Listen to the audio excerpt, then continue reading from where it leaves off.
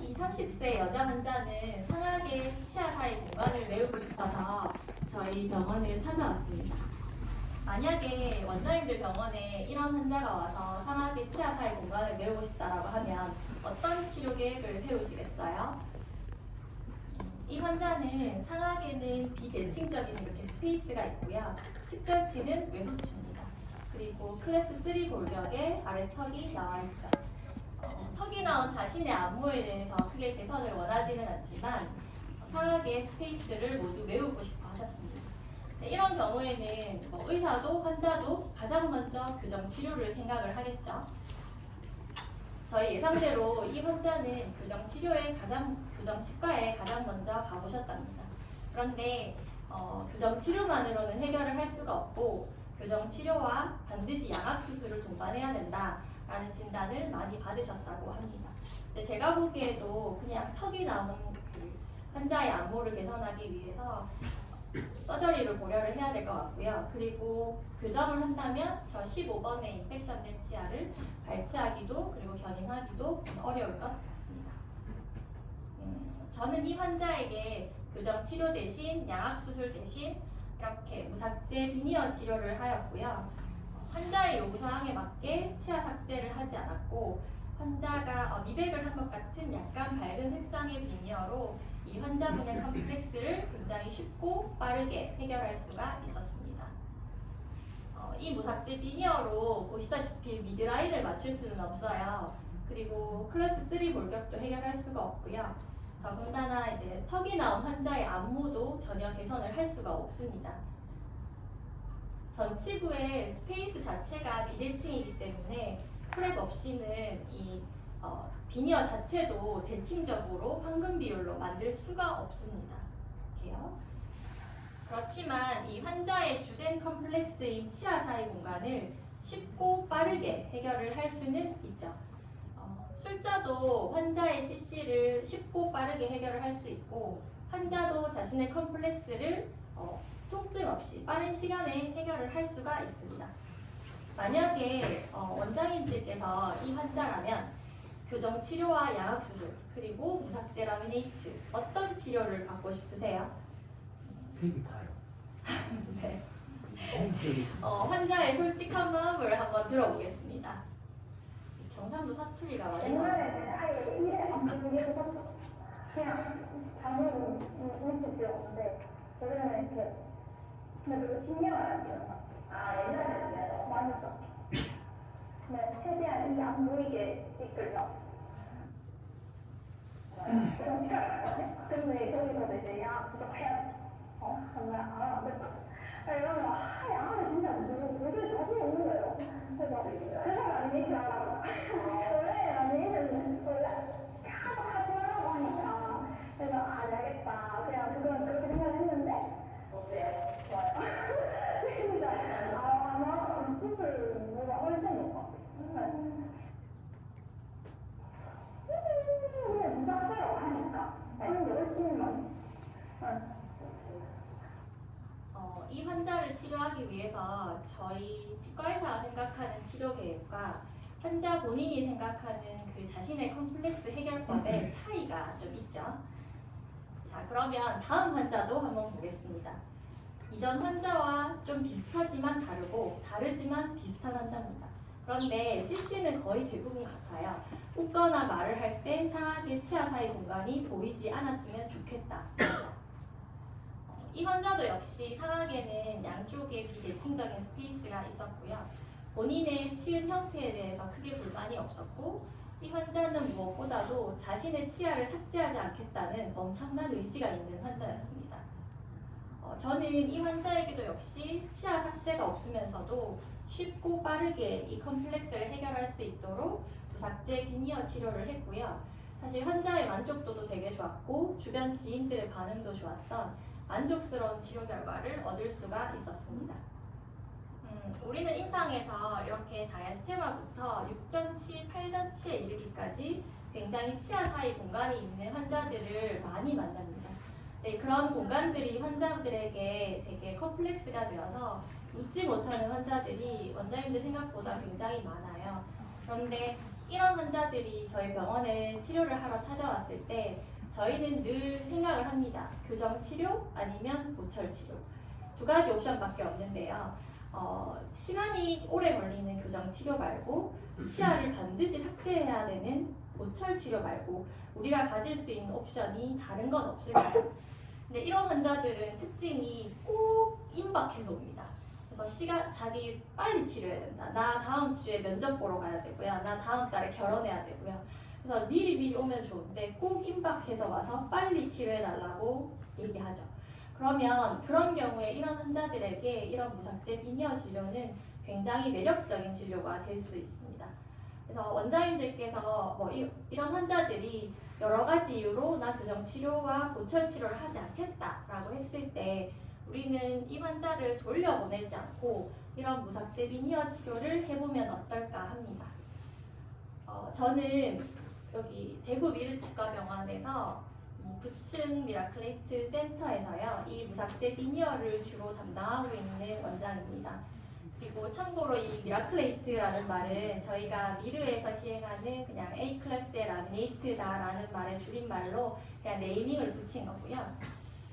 얼마 전에 오픈한 저의 따끈따끈한 신상 진료실입니다. 그래서 이 심리센터라서 굉장히 밝고 환하게 인테리어를 했고요. 환자분들도 예뻐 보이도록 조명도 정말 많이 달았습니다. 그래서 이렇게 예쁜 진료실에서 저는 원래 예쁜데 더 예뻐지고 싶은 환자, 그리고 나이는 들었지만 젊어지고 싶은 할머니, 그리고 치아 사이 공간 때문에 웃지 못하는 아저씨를 심리적 그리고 심리적으로도 함께 치료를 하고 있습니다. 그러니까 웃지 못하는 환자를 활짝 웃게 만드는 그런 치료를 하고 있죠. 저를 잠시 소개하면요. 저는 오랫동안 대구 미르치과병원에서 엔도를 담당한 보존과 의사였습니다. 그런데 굉장히 우연한 기회로 이 무삭제 비니어를 접하게 되었고 이 비니어 진료가 재밌고 좋아서 지금 제 진료 시간의 대부분은 이 비니어 진료와 함께 하고 있습니다. 저는 사실 되게 오랜 시간 엔도를 하면서 많은 양의 치아 삭제가 결국은 엔도로 이어지고 그 결과들이 좋지 못한 경우를 너무 많이 봐서요. 사실 치아를 삭제하는 거에 대한 저 스스로의 두려움이 되게 많았었거든요. 그런데 이제 무삭제라고 하니까 되게 관심이 갔었던 것 같고 내가 저 환자라면 저를 어떻게 치료해보고 싶을까를 생각을 해보면 내 컴플렉스는 해결을 하고 싶지만 치아는 최대한 보존하고 싶어하는 그런 환자의 마음도 좀 이해를 할 수 있었던 것 같습니다. 근데 너무 재밌었어요, 비니어 진료가. 그래서 생각보다 정말 재밌더라고요. 그래서 환자들이 웃으면서 활짝 웃으면서 진료실을 나가는데 막 어떨 때는 울어요. 너무 좋아서. 그래서 우는 환자도 막 생기고요. 그래서 제가 엔도를 아무리 잘해도 환자가 울지도 않거든요. 너무 아파서 울거나 막 그럴 때가 있었는데 이 진료는 그냥 너무 기뻐서 우는 거죠. 그래서 정말 짧은 시간 안에 환자의 컴플렉스가 해결이 되고 환자의 만족도가 너무 좋았습니다. 그래서 환자들이 이런 치료가 있으면 홍보를 좀 하면 좋겠다. 이런 진료가 있는지 몰랐다. 왜 진작에 이런 하지 않았냐. 이런 얘기들이 많았어요. 그래서 저희 병원에 저도 처음에 시작할 때는 환자가 그렇게 많지 않으니까 저희 병원에 내원하고 있는 환자들에게 이런 진료도 있습니다 라는 소개를 하기 위해서 막 이렇게 엘리베이터에 게시물도 붙이고 배너도 만들고 외벽 현수막도 걸고 비디오도 틀고 홍보를 할 수 있는 방법은 다 동원을 해서 홍보를 했습니다. 그런데 이제 저희 병원에 원래 환자가 하루에 한 400명 정도 되거든요. 그 환자들이 이렇게 오며 가며 한 번씩 접할 수 있도록 홍보를 하고 비슷한 컴플렉스를 가진 환자들이 관심을 가질 수 있도록 계속 유도를 좀 했었던 것 같습니다. 그래도 제가 보기에 가장 효과적인 이 원내 광고는 저희가 체어에서 대기하는 동안에 환자분들이 무조건 볼 수밖에 없는 이 화면 보호기입니다. 이 화면 보호기에 이 무삭제 비니어에 대한 내용을 계속 스크린 세이버로 만들어서 돌리면 환자분들이 굉장히 유심히 보시거든요. 그리고 굉장히 질문도 많고 관심도 많이 가져주십니다. 그래서 이렇게 화면 보호기를 만들어서 계속 스크린 세이버에 돌렸었는데요. 저도 처음에 시작할 때는 이렇게 환자 인원 가지고 돌렸었거든요. 근데 결국 환자의 얼굴이 나오는 게 가장 효과적이더라고요.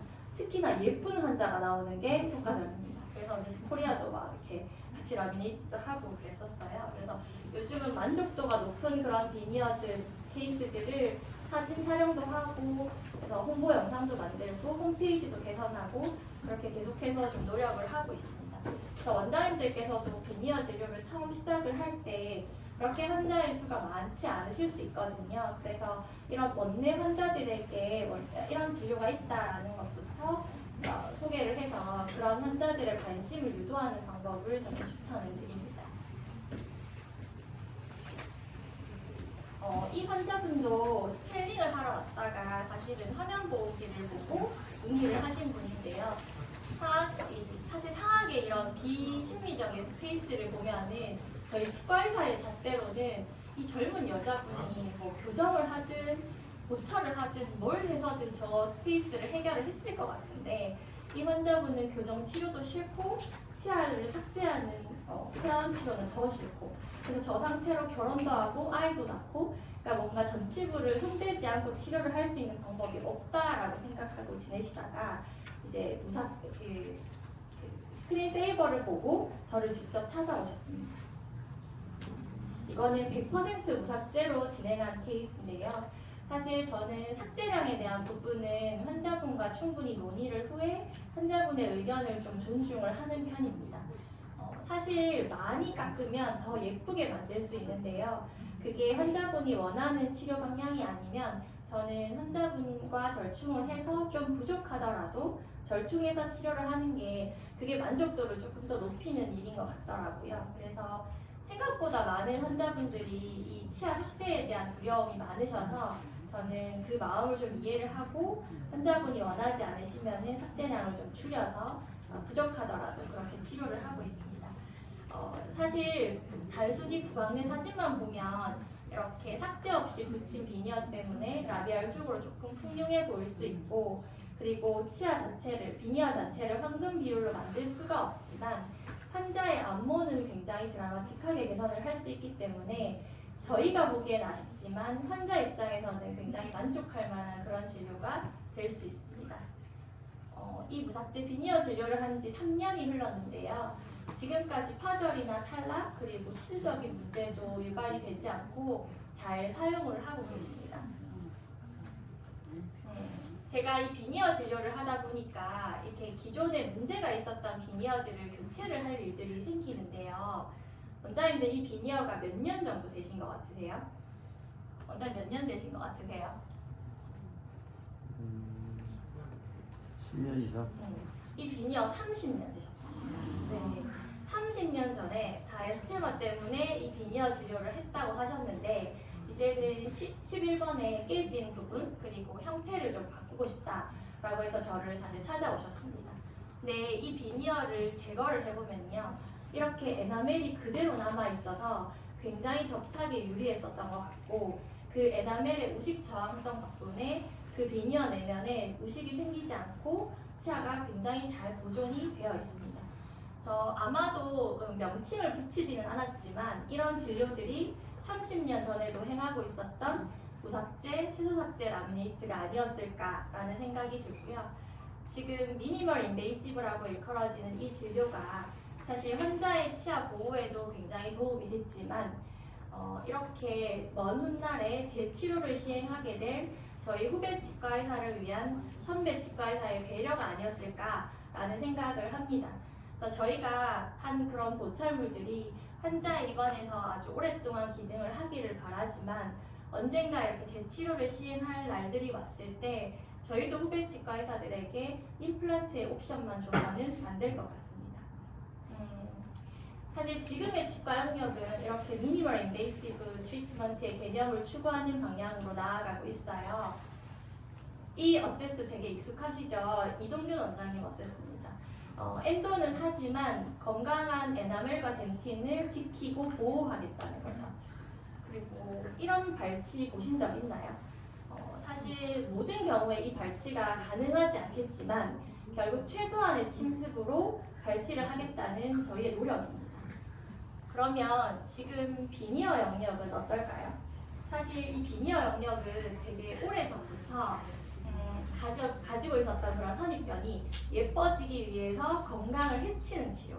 하고 나면 환자 입장에서는 비니어 치료하고 나면 시리고 아파서 식사가 불가능한, 밥 먹다가 뚝뚝 떨어지는 그런 비니어 진료의 부작용들만 사실은 언급이 됐었고, 저희 술자 입장에서는 이런 라미네이트 하러 오는 환자들은 너무 심미에 까다롭고 힘들어서 상담부터 너무 힘들고, 하고 나면 뭐 시리고 아프다고 매일 컴플레인하고, 하고 나서도 임시치아 떨어진다고 매일 찾아오는 그런, 피할 수 있으면 나는 피하고 싶은 그런 진료 영역이었었어요. 근데 하지만 이제 비니어도 이런 무삭제, 초소삭제 비니어로 그런 컨셉들이 자꾸 변화를 하고 있습니다.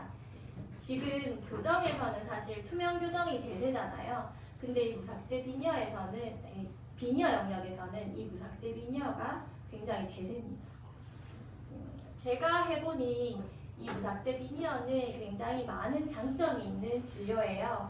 네, 삭제를 적게 하니까 결국 치아 보존에 유리한 게 맞고요. 그리고 프리퍼레이션을 하지 않으니까 마취가 필요 없고 수루 감인증이 전혀 없습니다. 그리고 무엇보다 술자 입장에서 좋은 건 저희가 템포러리 비니어를 하지 않아도 되기 때문에 저희의 체어 타임, 노력, 그리고 임시 치아 탈락 스트레스에서 완벽하게 벗어날 수 있습니다. 그리고 장기간의 그 임시 치아 사용이 페리오 문제를 일으키기 때문에 추후에 접착에도 문제를 일으킬 수 있거든요. 근데 이 무삭제 비니어는 템포러리 비니어를 하지 않아도 되기 때문에 그런 점에서는 굉장히 유리하죠. 그리고 무엇보다 우리는 강력한 에나멜 접착을 이용을 할 수 있기 때문에 그 비니어의 탈락으로 인한 리메이크, 그리고 뭐 컴플레인 이런 데서 완전히 벗어날 수가 있습니다. 그래서 이런 무삭제 비니어를 적절한 케이스에 이용을 한다면 우리가 임상에서 이렇게 선택할 수 있는 또 하나의 좋은 트리트먼트 옵션이 될 수 있지 않을까라고 생각을 합니다. 오늘은 제가 했던 이 환자 만족도가 굉장히 좋았던 한 케이스를 통해서 이 무삭제 라미네이트의 전반적인 워크플로우를 먼저 한번 알아보도록 하겠습니다. 44세 환자고요. 이름은 러시엘입니다. 너무 잘생겼죠? 저는 이 환자가 처음 봤을 때 너무 잘생겨서 깜짝 놀랐어요. 지금부터 우리는 이 잘생긴 환자를 무삭제 라미네이트를 통해서 더 멋있게 변화시켜 보도록 하겠습니다. 먼저 환자의 자기소개를 한번 들어볼게요. 제가 너무 좋아하는 목소리들이 여기 막 나오거든요. 제 짧은 영어도 나오니까 이해해 주시면 좋겠어요. My name is Russell. I'm from Australia. Yes, I work in Singapore. I live in Perth.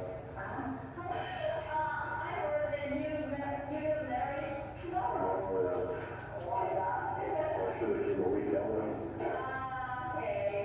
Yeah, I cracked my tooth when I was playing sport, and they've done a filming, so I'm now older and it doesn't look right, so I'm going to get it fixed.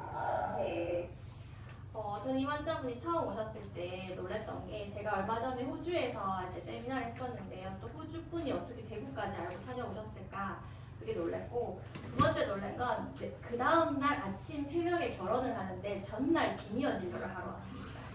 진짜 한국에서는 거의 있을 수 없는 일인데요. 아마 한국에 머무르는 시간이 얼마 되지 않았던 것 같고요. 이 환자분은 예전에 치료하다 운동을 하다가 다쳐서 전치부에 이렇게 레진으로 수복을 했었는데요. 저 부분이 보기 싫다고 하셨고, 이 비니어를 통해서 전반적인 화이트닝을 같이 원하셨습니다.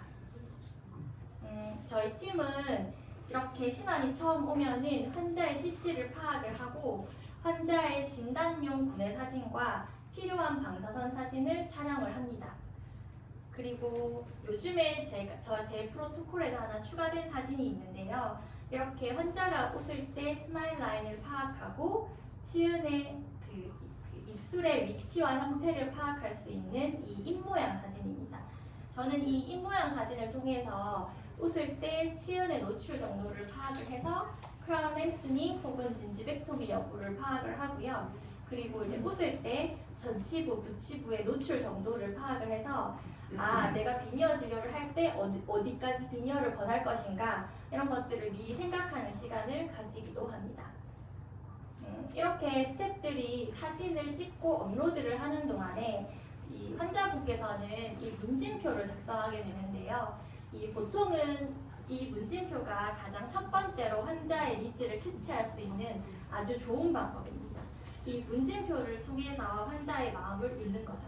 사실 이 비니어 진료는 이걸 하러 오시는 환자분들은 대부분 자신의 니즈가 굉장히 분명하기 때문에 저희가 이 구강내 사진과 이 문진표만 봐도 이 환자분이 상하게 이 충치 치료 흔적을 없애고 변색을 해결하기 위해서 비니어를 하러 왔고, 그리고 100% 무삭제를 원하지 않는구나, 필요하면 치아 정돈 정도는 가능하겠다, 그리고 잇몸 성형을 할 생각은 없고 이갈이 습관이 있으니까 교합은 좀 잘 확인을 하는 게 좋겠고, 비니어를 하고 나서도 적극적으로 스플린트를 권하는 게 좋겠다, 뭐 이런 환자에 대한 기본적인 정보들이 이 문진표를 통해서 파악이 됩니다. 그래서 이 과정이 환자의 니즈를 캐치를 하고 환자가 생각하고 기대하는 그 치료 계획을 저희가 캐치할 수 있는 아주 좋은 방법이죠. 만약에 환자가 나는 무삭제 체크를 해놨는데 원장님들이 너는 삭제 안 하면 비니어 할 수 없어 라고 얘기를 하던가, 아니면 저는 이 환자가 웃을 때 잇몸 라인이 하나도 안 보여서 나는 잇몸 성형을 할 생각이 없는데 너는 잇몸 성형을 계속 해야 돼, 이렇게 계속 강요를 하면 사실 이 비니어에 대한 동의율을 저희가 높일 수가 없겠죠. 이렇게 구강내 사진과 문진표까지 다 파악을 하고 나면 원장님들께서 환자를 만나러 가시잖아요. 그러면 이제 환자의 정면에 서서 안녕하세요 인사를 하면서 환자를 보겠죠. 그러면 저희가 그때 가장 먼저 파악해야 될 것은 환자의 안무입니다. 그리고 이 문진표로 다 알고 있지만 어떤 걸 개선하고 싶으세요? 이렇게 한번 질문을 하시겠죠? 그때는 환자가 웃거나 말을 할 때 이 환자의 안모를 먼저 파악을 하셔야 됩니다. 그래서 치아를 보기 전에 가장 먼저 환자의 안모를 파악을 하셔야지 이 환자에게 무삭제 비니어를 적용할 수 있을까 없을까를 머릿속으로 떠올리실 수가 있는 거죠. 이 환자의 안모를 잠시 살펴보면요. 이 환자는 치열이 굉장히 가지런한 편이고 크게 돌출이 없습니다. 그리고 이제 말씀하실 때는 치아가 많이 가리는 편이지만 활짝 웃을 때는 윗입술이 치은의 일부가 보이도록 살짝 덮고 있죠. 그리고 웃을 때 입꼬리가 올라가면서 속구치까지 거의 다 보이고요. 그리고 상하치아의 이 인사이저를 연결한 그 아치 라인이 하악 입술 라인과 평행을 이루고 있어서, 즉 이 입술 라인이 아래 그 스마일 라인이 입술과 치은과의 조화를 이루고 있다고 볼 수 있습니다. 그리고 마지막으로 이 환자를 측면에서 보면요, 상하의 라비알 서페이스를 연결한 이 아치 라인이 하악 그 아랫입술 안쪽 라인 안에 위치를 하고 있어서요. 그 말은 옆에서 봤을 때 이 옆 라인의 치아가 입술 라인 안쪽에 있어서, 그러니까 치아와 입술 사이에 적정 거리가 있어서요. 이런 안모를 가진 환자분들은 정말로 무삭제로 비니어를 하더라도 환자의 안모 덕분에 크게 돌출을 인지하지를 못합니다. 이게 가장 핵심입니다. 무삭제를 적용할 수 있을까 없을까는 치아도 치아지만 안모에서 사실은 파악이 가장 많이 됩니다. 그리고 환자의 안모가 파악이 되고 나면 이제 전체 치아도 같이 파악을 하는데요. 이 환자는 이제 정면에서 보시면 11번, 21번 중절치 사이즈가 좀 크고 그에 반해 측절치 사이즈가 좀 작았습니다. 그리고 이 환자는 정면에서 인사이저에 올드 레진 필링이 있었죠. 그 부분을 저희가 임상검사와 방사선 검사를 했을 때 치아는 다 이탈했습니다. 그리고 중절치 사이즈가 좀 크고 측절치 사이즈가 조금 작은 편이었고요. 측면에서 보시면 측절치는 사이즈가 작지만 키울 수 있는 디스탈의 공간이 좀 있었고, 대신 22번 치아는 메지알과 디스탈에 전혀 공간이 없었습니다. 그리고 교환면 측에서 보시면 사실 이 환자는 대부분 치아가 가지런한 편이었지만 11번 치아가 다른 아치 라인에 비해서 약간 라비오 버전이 된 상태였죠. 그리고 구치부 교합은 비교적 안정적으로 보입니다. 그러면 이 환자의 안모와 이 전체 치아를 다 파악을 하고 난 뒤에 우리는 이 환자에게 무삭제 비니어를 적용을 할 수 있을까부터 먼저 파악을 해야겠죠. 이 무삭제 비니어는 사실 모든 환자에게 적용할 수는 없습니다. 이 무삭제 비니어를 적용을 하고 그에 대한 결과가 좋으려면 이런 조건들이 필요하죠. 첫 번째 조건은요, 치아 사이즈가 작아야 된다는 조건이 있는데요. 이 비니어가 치아를 완전히 감싸게 되면은 기존에 있었던 치아보다 양쪽으로 0.2mm 정도 치아가 커졌다고 느낄 수 있습니다. 그래서 저희가 프리퍼레이션을 하지 않기 때문에 원래 가지고 있는 치아 사이즈가 작아야지 이 무삭제 비니어 후에 결과가 훨씬 더 좋습니다. 그리고 두 번째 조건은 치열이 가지런해야 된다라는 조건이 있는데요. 이것도 역시 우리는 프리퍼레이션을 하지 않기 때문에 기존에 가지고 있던 배열 자체가 가지런해야지 무삭제 비니어를 적용을 할 수가 있습니다. 세 번째는 링구어 버전인데요. 저희가 비니어를 삭제 없이 치면에 붙이면 당연히 그 비니어의 두께만큼 치아가 라비얼 쪽으로 돌출이 되게 됩니다. 그래서 환자가 이미 가지고 있는 치아 자체가 링구어 버전이 되어 있어야지 그게 안모상 훨씬 더 보기가 좋습니다. 마지막 조건은 지대치의 변색이 최소화되어 있어야 된다는 조건인데요. 이 비니어의 두께가 굉장히 얇기 때문에 지대치의 변색이 있다면 그 변색이 얇은 비니어를 통해서 우러나오게 됩니다. 그래서 원래 하방의 지대치 자체의 변색이 적어야지 나머지 그 비니어의 결과가 훨씬 더 좋습니다. 자, 그러면 이 네 가지 조건에 러시엘의 치아가 부합하는지 한번 확인을 해보겠습니다. 첫 번째 조건이 치아 사이즈가 작아야 된다라는 조건이었는데요. 이 환자는 중절치 사이즈가 좀 크고 측절치 사이즈가 좀 작았습니다. 그리고 중절치 두 개 중에서는 11번 치아에 비해서 21번 치아가 조금 더 컸었죠. 폭경이 훨씬 더 컸고요. 특히 12번 디스탈에는 치아의 사이즈를 키울 수 있는 공간이 있었지만 22번 메조 디스탈에는 공간이 전혀 없었습니다. 그리고 두 번째 조건은 치아 배열이 가지런해야 된다는 조건인데요. 이 환자는 비교적 치아 배열이 가지런하다고 볼 수 있죠. 크라우딩이 심하거나 로테이션이 심한 경우는 없었습니다. 사실 지금 24번 치아가 로테이션이 좀 있지만 특별히 비니어를 하는데 문제가 될 만큼의 로테이션은 아니었죠. 그리고 세 번째 조건은요. 치아가 링구어 버전 되어 있어야 된다는 조건인데요. 이 환자의 아치라인에서 보면 나머지는 특별히 돌출이 없었지만 11번 치아가 약간 그 아치라인에서 벗어나서 라비오 버전이 되어 있었습니다. 그리고 마지막으로 변색이 최소화되어 있어야 된다는 조건인데요. 이 환자는 전체적으로 좀 옐로우시한 변색이 있었지만 특정 치아나 모든 치아에 심각한 정도의 변색은 없다고 볼 수 있습니다. 그러면 이 환자에게 배열과 변색에 대한 조건을 이제 충족을 했으니까 중절치 사이즈가 크니까 그 중절치 사이즈를 좀 줄이고 그 줄인 폭경을 측절치를 키우는데 좀 사용을 하고요.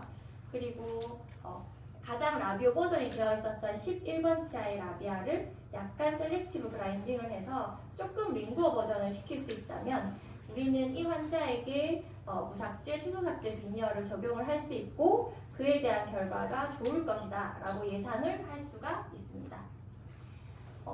이렇게 전체적인 치아를 한번 파악을 하고 나면 각각의 치아도 한번 파악을 하는데요. 먼저 원장님들께서 비니어 진료를 하기 전에 페리오 컨트롤이 잘 되는가를 파악을 하셔야 됩니다. 페리오 컨트롤이 잘 안 되는 환자는 무조건 비니어 진료를 하시기 전에 스케일링이나 인공 치료를 통해서 페리오 컨트롤을 해야 추후에 인프레션을 뜰 때도 잘 나오고 비니어를 접착을 할 때도 크게 블리딩이 유발되지 않고 잘 비니어 접착을 잘 할 수가 있습니다. 그래서 저는 보통은 상담을 하는 당일에 무조건 스케일링을 오더를 하고요. 100% 거의 스케일링을 하고 그리고 오럴 하이진 교육도 굉장히 열심히 합니다. 그리고 두 번째는 비니어 진료를 하기 전에 검라인을 체크를 하셔야 되는데요. 이 환자분들이 비니어 진료를 하기 전에는 자신의 치은 상태에 대해서 크게 인지를 하지를 못하는데요. 비니어 진료를 하고 나면 이거 치아 길이가 다른 것 같아요. 이렇게 말씀을 하시거든요. 그래서 진지백토미를 해야 될 부분이 있는지 반드시 비니어 전에 체크를 하셔야 되고요. 마지막으로 이렇게 비니어 진료 전에 치료해야 할 우식치아가 있거나 기존 수복물이 있다면 비니어 진료 전에 재치료를 반드시 시행을 하셔야 됩니다. 저는 이런 수복물이 있으면 사실 다시 수복을 하고 그 위에 비니어를 하는 것을 선호하거든요. 그게 접착에 훨씬 더 유리하더라고요. 자, 이렇게 이제 환자의 안모와 치아에 대한 파악이 끝나면 환자와 함께 직접 구강 내 구의 사진을 보면서 상담을 하고 이런 비니어 진료에 대한 설명을 충분히 합니다. 환자분들이 가장 궁금해 하시는 것이 이 비니어 진료로 나의 니즈가 충족이 될 것인가? 정말 무삭제로 할 것인가? 아니면 통증은 없는가? 이 비니어가 얼마나 오랫동안 유지가 될 것인가? 뭐 이런 질문들을 많이 하시거든요. 그래서 이런 질문들에 대한 대답을 사실 드리고요. 그리고 모든 진료를 시작하시기 전에 환자의 현재 교합 상태를 확인을 합니다. 그런데 이런 많은 질문들 중에 환자분들이 가장 궁금해 하시는 것은 이 비니어 진료로 나의 안모가 어떻게 개선이 될 것인가 입니다. 그래서 비니어를 사실 한 번도 해보지 않은 진료니까 굉장히 두려움이 앞서는 것 같기도 하고요. 그리고 비니어 후에 변화된 나의 모습이 좀 궁금하기도 하겠죠. 이렇게 궁금해 하시면 이렇게 보여드리면 됩니다. 이 방법은 3D 목업 시뮬레이션을 통해서 환자의 비니어 전후 모습을, 변화된 모습을 이렇게 환자분께 보여드리는 거죠. 사실 저희가 이렇게 옷을 살 때도 입어보고 나한테 어울리는지 확인하고 구매를 하잖아요. 근데 이 비니어 진료도 환자분께서 직접 눈으로 하고 확인을 하고 나에게 어울리는지 확인을 하고 치료를 결정하실 수가 있다면 환자가 처음 해보는 비니어 진료에 대한 두려움도 좀 없어질 것 같고요. 그리고 내가 생각하고 기대한 대로 만들어진 비니어에 대해서 만족도도 좀 높을 것 같습니다. 그리고 사실 술자 입장에서도요, 이 비니어 진료에 대한 만족도를 미리 평가를 할 수 있어서 그냥 뭐 리메이크나 아니면 이런 형태일 줄 몰랐어요, 뭐 이런 컴플레인들도 조금 줄일 수가 있습니다. 그래서 사실 저는 요즘에 이 레이 페이스를 이용한 이 3D 목업 시뮬레이션 방식을 굉장히 진료에 적극적으로 이용을 하고 있습니다. 이 레이 페이스는 3D 페이셜 스캐너인데요. 6개의 카메라로 환자의 안모를 촬영을 해서요. 그 환자의 얼굴과 조화된 보철물을 만드는 데 도움을 받기도 하고, 이렇게 3D 목업 시뮬레이션을 통해서 환자의 치료에 상담을 하는데 상담 동의율을 높이는 데도 사용을 하고 있습니다. 이렇게 3D 목업 시뮬레이션을 시행하기 위해서는 사실 페이셜 스캔 데이터와 오랄 스캔 데이터가 필요를 합니다. 이 페이셜 스캔 데이터를 촬영을 하기 위해서 이렇게 환자의 안모를 맞추고 환자가 정면을 보고 치아가 보이도록 활짝 웃으면 0.5초 안에 환자의 얼굴을 촬영을 하고요. 그리고 저는 프라임 스캐너를 통해서 이 환자의 구강 오랄 스캔 데이터를 체득을 합니다. 그래서 페이셜 스캔 하는데 한 2-3분, 그리고 오랄 스캔 하는데 한 5분. 이 간단한 치료 과정이 앞으로의 저희 모든 치료 과정을 굉장히 수월하게 만들어줍니다. 3D 목업 시뮬레이션 영상을 잠시 보여드리면요. 지금 이 화면은 페이셜 스캔으로 촬영한 환자의 안모에 이 기준점을 잡아서 아까 체득한 구강 내 오랄 스캔 데이터를 매칭을 합니다. 그래서 매칭이 잘 되었는지 확인을 하고요. 이 두 데이터가 매칭이 된 상태에서 페이셜 스캔상의 치아 부분만 삭제를 하면은 이 두 데이터가 매칭이 됩니다. 그 매칭된 상태에서 3D 스파일 디자인을 불러오면 환자의 얼굴에 이 비니어가 매칭이 되고요. 그 상태에서 환자에 맞게 비니어를 조절을 좀 합니다. 환자의 얼굴에 맞게 조정을 다한 비니어는 저희가 이렇게 비니어 전후 과정을 정면, 측면, 교환면 측에서 확인을 할 수 있고요. 이런 데이터들을 저희가 환자분에게 보여드리고 비니어 진료에 대한 동의율을 높이는 데 사용을 하실 수 있습니다. 이렇게 제가 3D 목업 시뮬레이션을 시행을 하는 동안에 사실 이날은 스케일링을 시행을 했어요. 저는 원래 스케일링을 당일에 상담하는 당일에 시행을 하고 한 일주일 정도 있다가 치윤이 안정화가 되면 대부분 비니어 진료를 시행을 하는데 이 환자는 시간 관계상 사실 당일에 스케일링을 할 수밖에 없었습니다. 이렇게 스케일링을 다 하고 나면 목업이 완성되었고요. 이 목업을 환자분에게 보여드려야겠죠. 이렇게 목업 과정들이 사실은 굉장히 쉽고 간단하게 진행이 되는 것들도 환자분들이 되게 신기하게 생각을 하시거든요. 네, 보이세요? 환자분이 자기의 변화된 모습을 볼 때 굉장히 뿌듯해 하시거든요. 그래서 이 환자분은 자신의 변화된 모습을 보고 너무 좋아하셨어요. 그래서 이 3D 목업이 우리의 계획을 구체화하고 그리고 그 계획을 시각적으로 확인을 하고 그리고 혹시 수정할 점이 있다면 수정을 할 수 있도록 도움을 줍니다. 이 환자분은 목업으로 변화된 자신의 안모에 되게 흡족해했고 가지런하게 이제 변화된 비니어에도 굉장히 만족을 하셔서 비니어 진료를 하기로 저랑 결정을 사실 하셨습니다.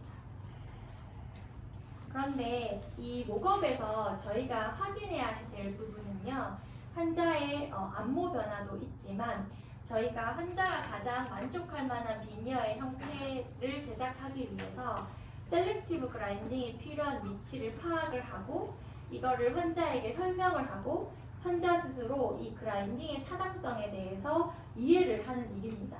이거는 이 말은 이 무삭제, 그러니까 비니어 하려면 너는 무조건 삭제해야 돼 이게 아니고 너는 무삭제 비니어를 할 수도 있는데 여기 부분을 이런 이유에서 조금씩만 셀렉티브 그라인딩을 해도 비니어 후의 결과가 훨씬 더 좋을 거야 라고 이제 술자로서 조언을 하는 거죠. 그리고 사실 술자도 이 환자의 치아의 어느 부분을 어떻게 얼마만큼 삭제를 해야지 환자가 만족할 만한 결과가 나오는지 미리 파악을 할 수 있는 시간이 되기도 합니다. 환자의 안모의 가장 이상적인 비니어의 배열은 이런 모습이지만 실제로 이 앞궁을 움직이는 것은 조금 불가능하기 때문에 비니어를 환자의 앞궁에 맞게 조절을 하고요. 배열도 조절을 합니다. 이렇게 조절을 해서 환자가 가장 만족할 만한 형태의 비니어로 제작을 하면 이미 11번 라비알에 비니어가 들어갈 공간이 없다는 걸 저희가 파악을 할 수 있고요. 이 부분에 셀렉티브 그라인딩이 필요하다는 것을 알 수가 있습니다. 그리고 10번 때에는 약간 그라인딩이 필요한 부분이 파악이 되죠. 그런데 이 환자는 중절치 사이즈가 좀 크고 측절치 사이즈가 좀 작았거든요. 그러면 보시면 이렇게 돌려보시면 이 위치들을 다 파악을 할 수가 있습니다. 그래서 이 측절치를 키우고 중절치 사이즈를 좀 줄이기 위해서 그리고 12번과 22번을 대칭적으로 만들기 위해서 21번 디스탈에 삭제량이 필요하다는 것을 여기서 알 수가 있죠. 근데 삭제량이 제가 조금 많은 것 같아서 이 비니어들을 조금씩 조정을 해봅니다. 삭제량이 많은 것 같아서 이 비니어를 디스탈로 약간 돌려봤더니 이 프록시말의 삭제량은 좀 주는데 21번 라비알의 삭제량이 조금 더 생기더라고요. 그런데 만약에 술자가 이것도 삭제량이 너무 많은 것 같다. 혹은 환자가 무삭제로 비니어를 원한다 라고 하면 저희가 비니어 후의 아치라인을 이렇게 더 라비알 쪽으로 낼 수 있지만 이렇게 제작을 하면은 환자 치아가 더 라비오 버전이 심해져서 환자가 만족할 만한 비니어의 형태를 만들지 못할 수도 있습니다. 사실 이렇게 저는 디지털을 통해서 이렇게 셀렉티브 그라인딩이 필요한 위치들을 파악을 하고 있고요. 사실 이 무삭제, 초소삭제 비니어는 이 셀렉티브 그라인딩에 대한 삭제에 대한 명확한 원칙이 없습니다. 그래서 환자가 삭제를 하는 것은 결국은 결과물을 미리 예측을 하는 거기 때문에 환자와 가장 만족할 만한 비니어의 형태를 생각을 하시고 그 상태에서 내가 필요한 부위에 내가 필요한 양만큼을 셀렉티브 그라인딩을 하시면 됩니다. 그렇게 진행을 하시면 되고요. 이렇게 셀렉티브 그라인딩이 필요한 위치 그리고 목업 영상을 다 확인을 하고 나면 비니어 진료를 시작하시기 전에 환자와의 최종 동의사항을 확실하게 하셔야지 추후에 환자의 컴플레인이나 문제가 생기지 않습니다. 그래서 이 환자와의 동의사항을 보시면 이 환자에게 제가 3D 목업 시뮬레이션 영상을 보여드리고 환자를 설득해서 11번, 21번 치아의 폭경을 좀 줄이고 그 폭경을 측절치를 키우는 데 사용을 하겠다. 그리고 라비알 서페이스를 좀 삭제를 하겠다라는 것은 환자분도 목업 영상을 보고 좀 동의를 해주셨습니다. 그리고 이 환자는 밝은 색상의 비니어를 원했고요. 그리고 너무 여성스러운 라운드한 형태보다는 좀 남자다운 각진 형태의 비니어를 원했습니다. 마지막으로 이 환자는 속옷치까지 비니어를 다 해서 자기가 가지고 있는 스페이스도 다 해결하기를 원했죠. 환자의 요구사항을 듣고 나면 저는 이렇게 대답을 합니다. 먼저 11번, 21번 인사이저의 올드 레진 필링은 나는 제 치료를 한다. 그리고 환자의 스마일 라인을 파악을 했을 때 중절치 길이 2개를 기준으로 해서 특별한 치아 길이는 조정을 하지 않았고 오히려 측절치 길이는 조금 연장을 해서 스마일 라인을 맞추겠다라고 얘기를 했고요. 그리고 이 모검 영상을 참고를 해서 환자의 아이디얼 아치 라인을 제가 형성을 했을 때 11번 라비알 그리고 21번 치아의 라비알의 일부는 셀렉티브 그라인딩을 하겠다. 그리고 오히려 측절치 부분은 약간 두께를 조정해서 아치 라인을 맞춰드리겠다라고 얘기를 했습니다. 그리고 이 치아의 중절치의 폭경 그리고 치축을 확인을 했을 때 이 중절치의 폭경을 줄이고 약간 디스탈로 틀어져 있는 치축을 바로 세우기 위해서 디스탈 라인 앵글과 디스탈 마진 부분을 약간 셀렉티브 그라인딩을 하기로 했습니다. 마지막으로 이렇게 최종적으로 비니어 사이즈를 줄이고 이 밀링을 할 때 이렇게 각이 진 부분이 있으면 밀링을 할 때 그 블럭이 다 파절이 되거든요. 그래서 그 부분에 파절이 일어나지 않기 위해서 이렇게 다 각들을 라운드하게 조절을 하겠다라고 얘기를 했습니다. 자, 이렇게 환자와 술자가 동의가 되고 나면은 이런 동의된 사항들을 토대로 저는 실제로 셀렉티브 그라인딩을 시행을 합니다. 이 무삭제가 가능한 부분은 최소한 삭제 없이 그리고 더 나은 결과를 위해서 셀렉티브 그라인딩이 필요한 부위는 환자와의 동의 후에 최소한으로 셀렉티브 그라인딩을 시행하는 것이 이 무삭제 수소삭제 라미네이트의 그라인딩 컨셉입니다. 실제로 우리는 이런 과정들이 3D 모업을 통해서 이제 이미 파악이 된 상태죠. 먼저 이 환자에게 11번, 21번 치아의 재치료를 했습니다. 기존 수복물은 대부분 이제 상태가 좀 불량하기도 하고요. 그리고 접착에 굉장히 불리하기 때문에 저는 재치료를 무조건 시행을 먼저 합니다. 그리고 레진 부위를 제거를 하고 이 부분을 세라믹 비니어만으로 수복을 할 수도 있는데요. 사실은 치아의 지지를 받는 부분에 세라믹 비니어가 덮이는 것과 치아나 이제 레진 베이스가 없는 부분에 세라믹만으로 수복을 하는 것은 저는 강도와 투명도의 차이가 있다고 생각을 하기 때문에 가급적이면 빈 공간에다가 치아와 유사한 색상으로 레진 베이스를 하고 그 위에 얇은 비니어를 덮는 것을 선호를 합니다. 이게 간혹은 베이스가 없으면 이게 얇기 때문에 치아와 비니어의 경계가 비쳐 보여서 환자에게 굉장히 문제가 되는 경우들이 생기거든요. 그래서 저는 무조건 베이스를 하고 그 위에 비니어를 덮습니다. 이제는 셀렉티브 그라인딩 영상을 한번 보겠습니다.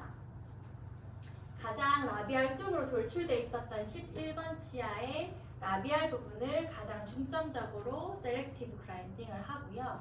그리고 중절치의 폭경을 줄이고 측절치의 폭경을 더 느리기 위해서 디스탈 라인 앵글 부분과 디스탈 마진 부분을 약간 셀렉티브 그라인딩을 합니다. 그리고 앵글 부분은 무조건 라운드하게 조정을 해주셔야지 파절이 일어나지 않습니다. 그리고 측절치는 조정을 할 게 없었기 때문에 앵글 부분만 라운드하게 조정을 하고요. 그리고 21번 치아는 폭경이 가장 컸었거든요. 그래서 21번 치아의 라비알의 일부 그리고 디스탈 라인 앵글과 디스탈 마진 부분을 가장 중점적으로 프랩을 해서 22번 치아의 크기를 더 키울 수 있는 공간을 마련을 했고요.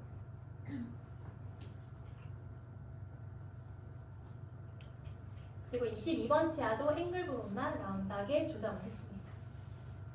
이 삭제를 할 때는 반드시 환자분과 동의가 된 부분만 삭제를 하셔야 되고 마지막으로 이렇게 교합 체크하시고 대합치에 조정이 필요한 부분이 있다면 스캔을 하시기 전에 반드시 대합치 조정을 하시는 게 추후의 결과가 훨씬 더 좋습니다.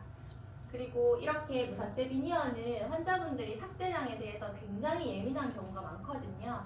그래서 삭제를 다 하시면 원장님들께서 반드시 거울을 보고 환자에게 이 부분을 이렇게 삭제를 했다는 것을 알려주셔야지 환자가 추후에 문제를 삼지 않습니다. 이게 러시엘의 프랩 후의 부항내 사진을 한번 보도록 하겠습니다. 먼저 저는 이 기존 수복물을 재치료를 했고요. 그리고 중절치 길이를 기준으로 했기 때문에 특별한 길이의 조정은 하지 않았습니다. 그리고 저희가 설정한 아치라인에서 벗어난 11번 치아의 라비알 그리고 21번 치아의 라비알 일부를 셀렉티브 그라인딩을 했고요. 그리고 그리고 치축을 바로 세우고 치아 폭경을 조절하기 위해서 디스탈 라인 앵글과 디스탈 마진 부분을 줄였습니다. 마지막으로 이제 밀링 시의 파절을 받고 비니어의 최종 사이즈를 줄이기 위해서 이렇게 앵글 부분들만 라운드하게 조절을 했고요. 견치와 소구치는 전혀 프랩을 하지 않았습니다. 제가 프랩을 할 때 사용한 버는 이 테이퍼드 라운드 엔드 다이아몬드 버고요. 이 마니사에서 나오는 TR11번 버인데요. 대부분은 삭제량이 그렇게 많지 않기 때문에 아주 절삭력이 좋고 샤프한 저 버 하나면 저는 대부분 무삭제 비니어의 셀렉티브 그라인딩을 마칠 수 있다고 생각합니다. 자, 이렇게 셀렉티브 그라인딩이 끝나고 나면 저는 기공사와 함께 셀렉티브 그라인딩이 필요한 위치를 파악을 하고 비니어의 쉐이드 체크를 합니다. 그래서 현재 환자의 쉐이드를 체크를 하고 환자가 원하는 비니어 색상까지 모두 고르는데요. 요즘 이 무삭제 비니어를 하러 오는 환자분들은 이 자연스러운 주변 치아와 유사한 색상의 비니어는 원하지 않습니다. 그래서 하악 치아와 차이가 있거나 주변 치아와 차이가 있어도 그런 거 크게 개의치 않고 내가 웃거나 말을 할 때 그냥 그 모습이 예뻐 보이기를 바라는 환자들이 굉장히 많습니다. 그래서 이런 쉐이드들도 환자분께 직접 보여드리고 환자가 고를 수 있도록 하는 게 추후에 문제가 없고요. 이렇게 쉐이드 체크는 환자와 기공사와 그리고 그 원장님께서 모두 함께 하시는 게 추후에 쉐이드로 인한 리메이크가 없습니다. 사실 모든 보철물들은 이렇게 프랩을 하기 전에 쉐이드 체크를 해야 되잖아요. 근데 이 환자는 이미 밝은 쉐이드의 비니어를 하겠다라고 선택이 되었었기 때문에 저는 프랩 체크와 그리고 비니어의 쉐이드 체크를 함께 했었는데요. 저희 무삭제 비니어도 실제로 뭐 싱글 비니어를 제작을 한다거나 아니면 치아와 유사한 색상의 비니어를 제작이 필요할 때에는 반드시 프랩을 하시기 전에 치아에 손을 대시기 전에 쉐이드 체크를 하시는 것이 맞습니다. 여기서 제가 한 가지 말씀드리고 싶은 것은 이 비니어 진료를 할 때 기공사와의 의사소통입니다. 저희 병원은 사실 원내에 기공소가 있기 때문에 기공사가 직접 와서 제가 뭐 프랩에 대한 이야기도 하고 치아의 형태도 직접 체크를 하고 저와 디스커션도 많이 하거든요. 그래서 기공사 또한 환자가 어떤 걸 원하는지 정확하게 알고 있습니다. 그런데 사실 원장님들께서 앞으로 이 비니어 진료를 하시려면 기공을 의뢰를 하셔야 되는데 그때는 환자의 니즈가 정확하게 적힌 의뢰서 그리고 정확한 쉐이드를 적어서 기공을 의뢰를 하셔야 됩니다. 이게 지금 저희 기공사가 러시엘의 쉐이드 체크를 할 때 찍은 사진이거든요. 지금 보시면 이렇게 치아의 치축을 확인할 수 있도록 스마일 안모 사진, 그리고 시우 상태의 치아와 입술 사진, 개구기를 끼운 상태에서 시우 상태, 그리고 하악 절단이 약간 보일 수 있는 입을 약간 벌린 상태, 지대치 쉐이드, 그리고 환자가 원하는 쉐이드, 이렇게 사진을 찍어서 보내주셔야지 그 기공사가 기공 작업을 하는데 굉장히 도움이 됩니다. 그리고 이 무삭제 비니어는 환자의 특이한 요구사항이 있다면 그런 것들도 가급적 자세하게 써서 보내주셔야지 기공 작업이 굉장히 수월합니다. 그래서 이 비니어 진료는 기공의 영역이 굉장히 많은 부분을 차지하는 거기 때문에 기공사와의 의사소통이 아주 중요한 파트라고 보실 수 있습니다.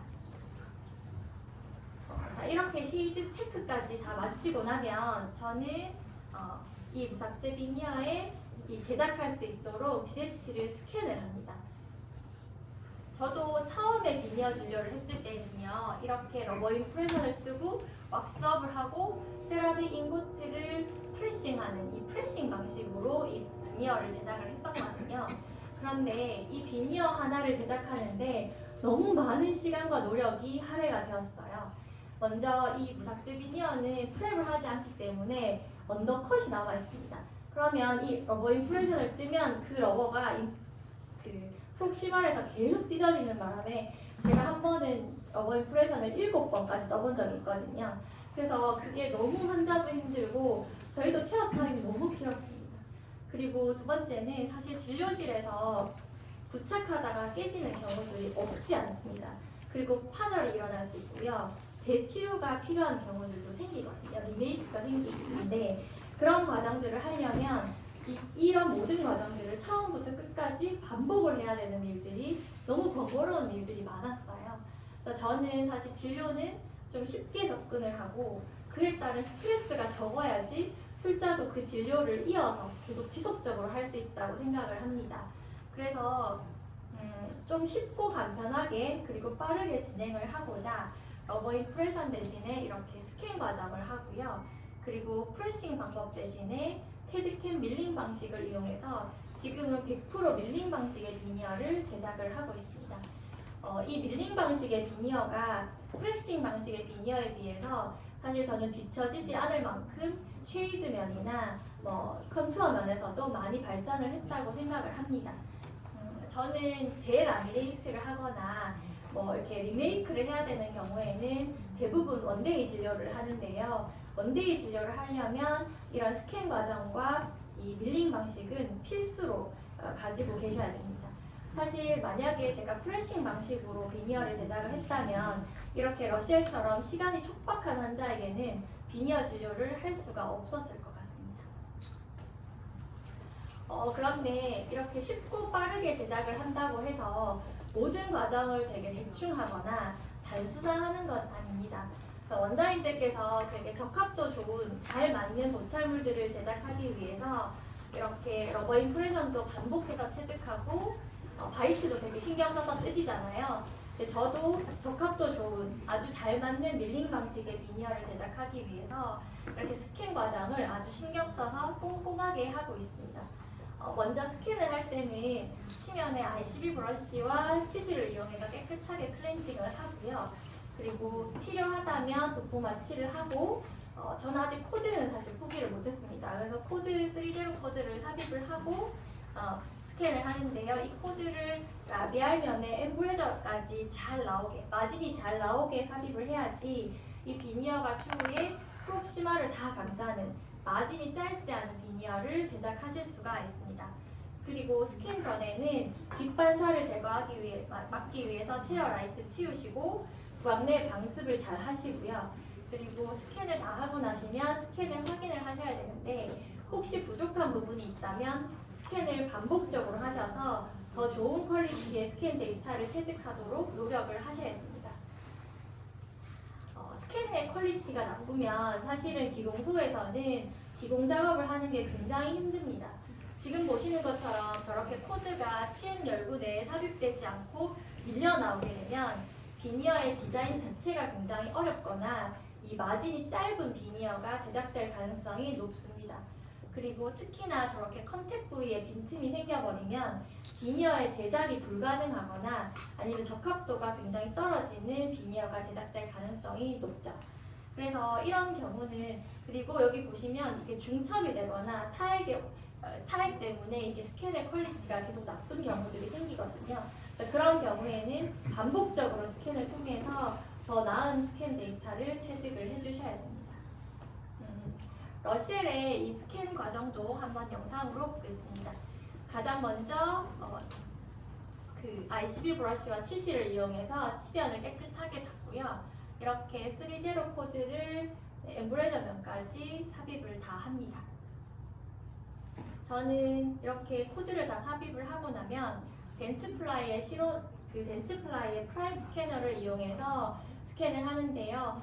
그 정확도도 굉장히 높고 스캔 데이터 속도도 굉장히 빨라서 아주 유용하게 사용을 하고 있고요. 스캔 데이터를 확인해서 필요한 부분들은 반복적으로 스캔을 통해서 데이터를 체득하고 그걸 기공소로 전송을 합니다. 그리고 마지막에 가장 중요한 것은 오럴 하이진 교육을 반드시 시행을 하셔야 됩니다.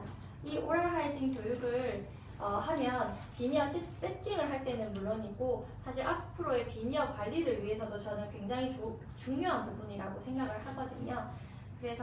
그리고 비니어 부착 시에 블리딩이 유발이 돼버리면 체어 타임이 정말 한없이 길어집니다. 그리고 어떤 경우는 그날 부착을 못하는 경우도 생기거든요.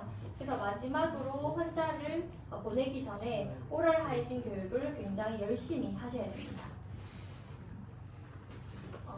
제가 프레싱 방식으로 비니어를 제작을 했을 때에는요, 이렇게 러버 임프레션을 뜨고 나서 10자바이트, 환자의 그 치축을 확인하기 위해서 10자바이트를 체득을 했었거든요. 근데 제가 하루는 이 10자바이트를 체득을 하다가 건이 터졌어요. 그래서 환자 옷을 다 러버로 다 베렸습니다. 그래서 환자 옷을 배상해 드렸거든요. 그래서 제가 이 일을 겪고 나서 이것 아닌 것 같다. 이것도 디지털로 바꿀 수 있을 것 같다. 라고 해서 사실은 그게 제가 레이 페이스를 이용하게 된 가장 첫 번째 계기가 되었습니다. 그런데 지금은 굉장히 치축 확인 그리고 안무와 조화된 비니어를 만드는 데도 유용하게 사용을 하고 있고요. 그리고 무엇보다 3D 목업 시뮬레이션을 통해서 환자의 동의율을 높이는 데도 굉장히 유용하게 사용을 하고 있습니다. 저희는 이제 프랩을 했고 환자는 치축이 달라졌어요. 그래서 최종 비니어 제작용, 치축 확인용 페이셜 스캔을 한 번 더 촬영을 하고요. 자, 여기까지 마치시면 원장님들이 환자와 첫날의 할 일은 끝납니다. 저희는 포토 테이킹을 했고 환자와 상담을 했고요. 그 환자의 데이터를 가지고 3D 목업 시뮬레이션을 통해서 환자와 비니어에 대해서 동의가 되었습니다. 그 후에 셀렉티브 그라인딩을 시행을 하고 그 데이터를 페이셜 스캔과 오랄 스캔 데이터로 체득을 했죠. 여기까지 하시면 이제 첫날의 할 일은 끝나고 환자분은 다음 약속을 잡고 수납을 하시고 귀가를 하시면 됩니다. 자, 이렇게 첫날이 끝나면 저희는 이렇게 모아둔 환자의 데이터를 가지고 기공실에서는 이 환자가 오기 전에 비니어 제작을 시작을 합니다. 먼저 기공사가 스캔 데이터를 가지고 디자인 프로그램을 이용해서 디자인을 하는데요. 일반적으로 디자인 프로그램은 인랩, 3쉐입, 엑소캐드 이렇게 세 가지 제품을 많이 사용을 하는데 저는 지금 엑소캐드를 사용을 하고 있습니다. 이 무삭제 비니어 제작 과정도 간단하게 영상으로 한번 보여드릴게요. 이 페이셜 스캔으로 촬영한 안모에 이 기준점을 잡아서 아까 체득한 오랄 스캔 데이터를 매칭을 합니다. 이렇게 매칭이 잘 되었는지 확인을 먼저 하고요. 그 매칭이 된 상태에서 페이셜 스캔상의 치아 부분만 삭제를 하면 두 데이터가 매칭이 되죠. 여기까지는 목업과 똑같습니다. 이렇게 매칭된 데이터를 엑소캐드로 불러와서 이제 무삭제 비니어의 디자인을 시작하는데요. 먼저 이렇게 마진을 잡고요. 그리고 마진을 수정합니다. 그리고 언더컷이 최소화된 방향으로 삽입로를 결정을 하고 내면 값과 시멘트 값을 결정으로 한 뒤에 라이브러리에서 비니어를 불러와서 환자 치아의 배열에 맞게 수정을 합니다. 그 수정된 데이터를 환자의 안모와 매칭을 해서 잘 어울리는지 다 확인을 하고요. 그 모든 자료를 병합을 해서 밀링 머신으로 연결을 합니다. 그러면 스프루의 위치를 결정을 하고 저희가 최소 두께 0.4mm로 밀링을 합니다.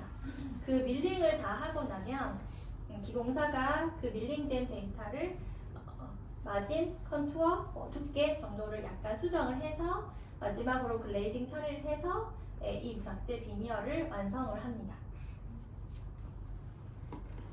요즘에 이 무삭제 비니어, 그 밀링 방식으로 비니어를 제작하시는 원장님들께서는 대부분 이렇게 이맥스 캐드, 엠프레스 캐드, 뷰타마크2 세 가지 블럭들을 많이 사용을 하시는데요. 각각의 블럭들은 장점과 단점이 있습니다. 이 이맥스 캐드는요, 강도가 좋고 색감이 예쁜 반면에 굉장히 단단해서 사실은 밀링이 되게 힘듭니다. 밀링하다 보면 뻐가 부러지는 일들이 많습니다. 그래서 밀링이 힘들고, 그리고 이 글레이징 전에 이 열 처리 과정이 다른 블럭들에 비해서 30분 이상 더 소요가 되거든요. 그래서 이거는 원데이 진료에는 잘 맞지 않아서, 그리고 블럭 가격도 굉장히 비쌉니다. 블럭 하나에 4만 원이 넘는 가격이라서 사실은 저는 지금은 이맥스 캐드를 사용하지는 않고 있고요. 반면에 이 엠프레스 캐드는 강도도 적당하고 색감도 예쁘고 작업도 편리해서 지난 몇 년간 저는 엠프레스 캐드를 주로 사용을 했었어요. 그리고 엠프레스 캐드는 그 하방 지대치에 변색이 있으면 그 지대치의 변색을 마스킹하는 능력이 있기 때문에 그런 변색이 있는 환자들에게 저는 엠프레스 캐드를 사용을 합니다. 그리고 요즘 무삭제 미니어를 많이 하시는 원장님들은 대부분 이 마크2 블럭을 많이 사용을 하시는데요. 이 마크2 블럭은 펠드스파라서 치아와 물성이 가장 유사합니다. 그리고 투명도가 좋다는 장점이 있죠. 대신에 아주 무르기 때문에 밀링은 쉽게 되는데 이 작업을 할 때, 그리고 저희가 진료실에서 부착을 할 때 이 크랙이 가는 경우들이 많아서 사실 처음에 사용하실 때는 조금 주의를 하셔야 됩니다. 이 마크2 블럭의 가장 큰 장점 중에 하나는 제거가 쉽다는 장점이 있습니다. 사실 이 무삭제 비니어는요, 탈락 에나멜 접착을 이용하기 때문에 탈락하는 일은 그냥 없다고 보시면 됩니다. 탈락은 하지 않는데 파절은 될 수 있거든요. 그러면 파절이 되면 저희가 이 남아있는 비니어들을 제거를 해야 되는데, 이 마크2 블럭은 그냥 다이아몬드 버로 굉장히 쉽게 갈리기 때문에, 그리고 특히나 좀 밝은 색의 블럭을 사용하거나 밝은 색의 세멘을 사용하는 경우에는 에나멜과의 이 경계 부분을 구분을 할 수 있기 때문에 쉽게 제거가 된다는 장점이 있습니다. 지금 저는 이 엠프레스 캐드와 마크2 블럭을 이 두 개를 같이 사용을 하고 있거든요. 그래서 지대치의 변색을 마스킹해야 되는 경우는 엠프레스 캐드를 사용을 하고, 오히려 치아의 투명도를 줘야 되는 경우에는 마크2 블럭을 사용을 하고요. 그리고 이제 비니어를 제작을 할 때에는 기공사와 이 블럭의 종류까지도 좀 논의를 하는 편입니다. 그리고 이 러시엘 환자는 하방의 지대치의 변색을 완전히 마스킹해주기를 바랬고, 또 출국을 했어야 됐기 때문에 강도도 좀 필요하다고 생각이 되어서 엠프레스 캐드 블럭을 사용해서 비니어를 제작했습니다. 그리고 이 블럭을 밀링하는 밀링 머신이 있는데요. 이 밀링 머신에는 저는 레이의 스피드 플러스를 사용하고 있습니다. 이 밀링 머신 하나로 이렇게 비니어 하나를 깎는데 약 15분 정도의 시간 소요가 됩니다. 이렇게 기공실에서 밀링 머신을 막 깎는 동안에 저희는 적합을 볼 수 있는 모델을 출력을 해야겠죠. 이 모델도 이 3D 프린트를 통해서 출력을 하는데요. 제가 여러 가지 프린트기를 다 테스트를 해봤거든요. 근데 저는 그 중에서 가장 적합도가 우수했던, 가장 정밀했던 이 쿨저사의 카라 프린트기를 사용을 하고 있습니다. 이 프린트기로 그 100마이크론의 아주 정밀한 양악 모델 한 쌍을 출력을 하는데 약 1시간 30분 정도 시간 소요가 됩니다. 지금 이 모델이 이 쿨저의 프린트기로 프린팅한 모델인데요. 보시다시피 아주 깨끗하고 정밀하게 나오거든요. 그래서 아날로그 방식을 좋아하시는 원장님들도 특별히 걱정하지 않고 이렇게 석고 모델과 프린팅 모델을 오차는 크게 걱정하지 않으셔도 될 것 같습니다. 자, 이렇게까지 하면 드디어 우리는 세팅 날이 됐어요. 이제 기공실에서 만들어 온 비니어를 환자에게 세팅하는 날이 됐습니다. 세팅하는 날 저희가 가장 먼저 해야 될 일은 기공소에서 만들어 온 그 비니어에 문제가 없는지 확인을 하셔야 됩니다. 간혹 비니어가 얇기 때문에 마이크로 크랙이 가 있거나 이렇게 글레이징 페이스트 같은 게 막 뭉쳐서 얼룩덜룩한 경우들이 생기거든요. 그래서 우리가 환자의 입안에 접착할 그 비니어에 문제가 없는지 먼저 파악을 하시고, 잘 보이지 않으면 마이크로스코프를 이용하시거나 아니면 체어 라이트나 큐링 라이트에 비춰보시면 그 크랙들이 가끔 보일 때가 있습니다. 그래서 먼저 확인을 하시고요. 두 번째로 확인할 부분은 저희가 이제 비니어를 꺼내서 환자의 입안에 바로 시작을 하시기 전에 모델에서 이 비니어가 적합이 잘 되는지, 패스는 어떤지 그런 것들을 먼저 확인을 하셔야 됩니다. 이 무삭제 비니어는 사실 프랩을 하지 않기 때문에 언더컷이 다 남아있어요. 그래서 패스가 한정적일 때가 있어요. 그래서 기공사가 이 비니어를 만들 때 그 의도한 삽입 방향을 원장님들께서 비니어의 그 모델에다가 한번 끼워보면서 연습을 한번 하셔야지 그 패스 그대로 환자의 입안에 시접을 하실 수가 있습니다. 그래서 그걸 패스를 확인을 하시고 적합도도 같이 확인을 하시고요. 그래서 이렇게 비니어의 확인이 모두 끝나면 저희는 이제 환자에게 시접을 해서 이게 환자에게 잘 맞는지 그리고 환자가 이 비니어가 마음에 드는지 이런 것들을 확인을 해야겠죠. 자, 먼저 저희는 셀렉티브 그라인딩을 했으니까 환자에게 심틈을 한번 확인을 하고요. 그리고 가장 저는 이제 트라잉 페이스트를 이용해서 먼저 시접을 합니다. 저희가 이제 시접하면서 체크해야 될 몇 가지가 있는데요. 가장 먼저 체크해야 될 부분은 패시브 핏입니다. 이 패시브 핏은 비니어가 어디 걸리는 부분 없이 서로의 간섭을 받지 않고 물 흐르듯이 자기 위치에 잘 삽입되는지를 확인을 먼저 하셔야 됩니다. 지금 11, 12가 삽입이 되어 있는데 13번 비니어를 시접을 할 때 인접한 12번이 끄덕거리거나 움직이지 않습니다. 지금 14번 비니어를 시접을 하는데요.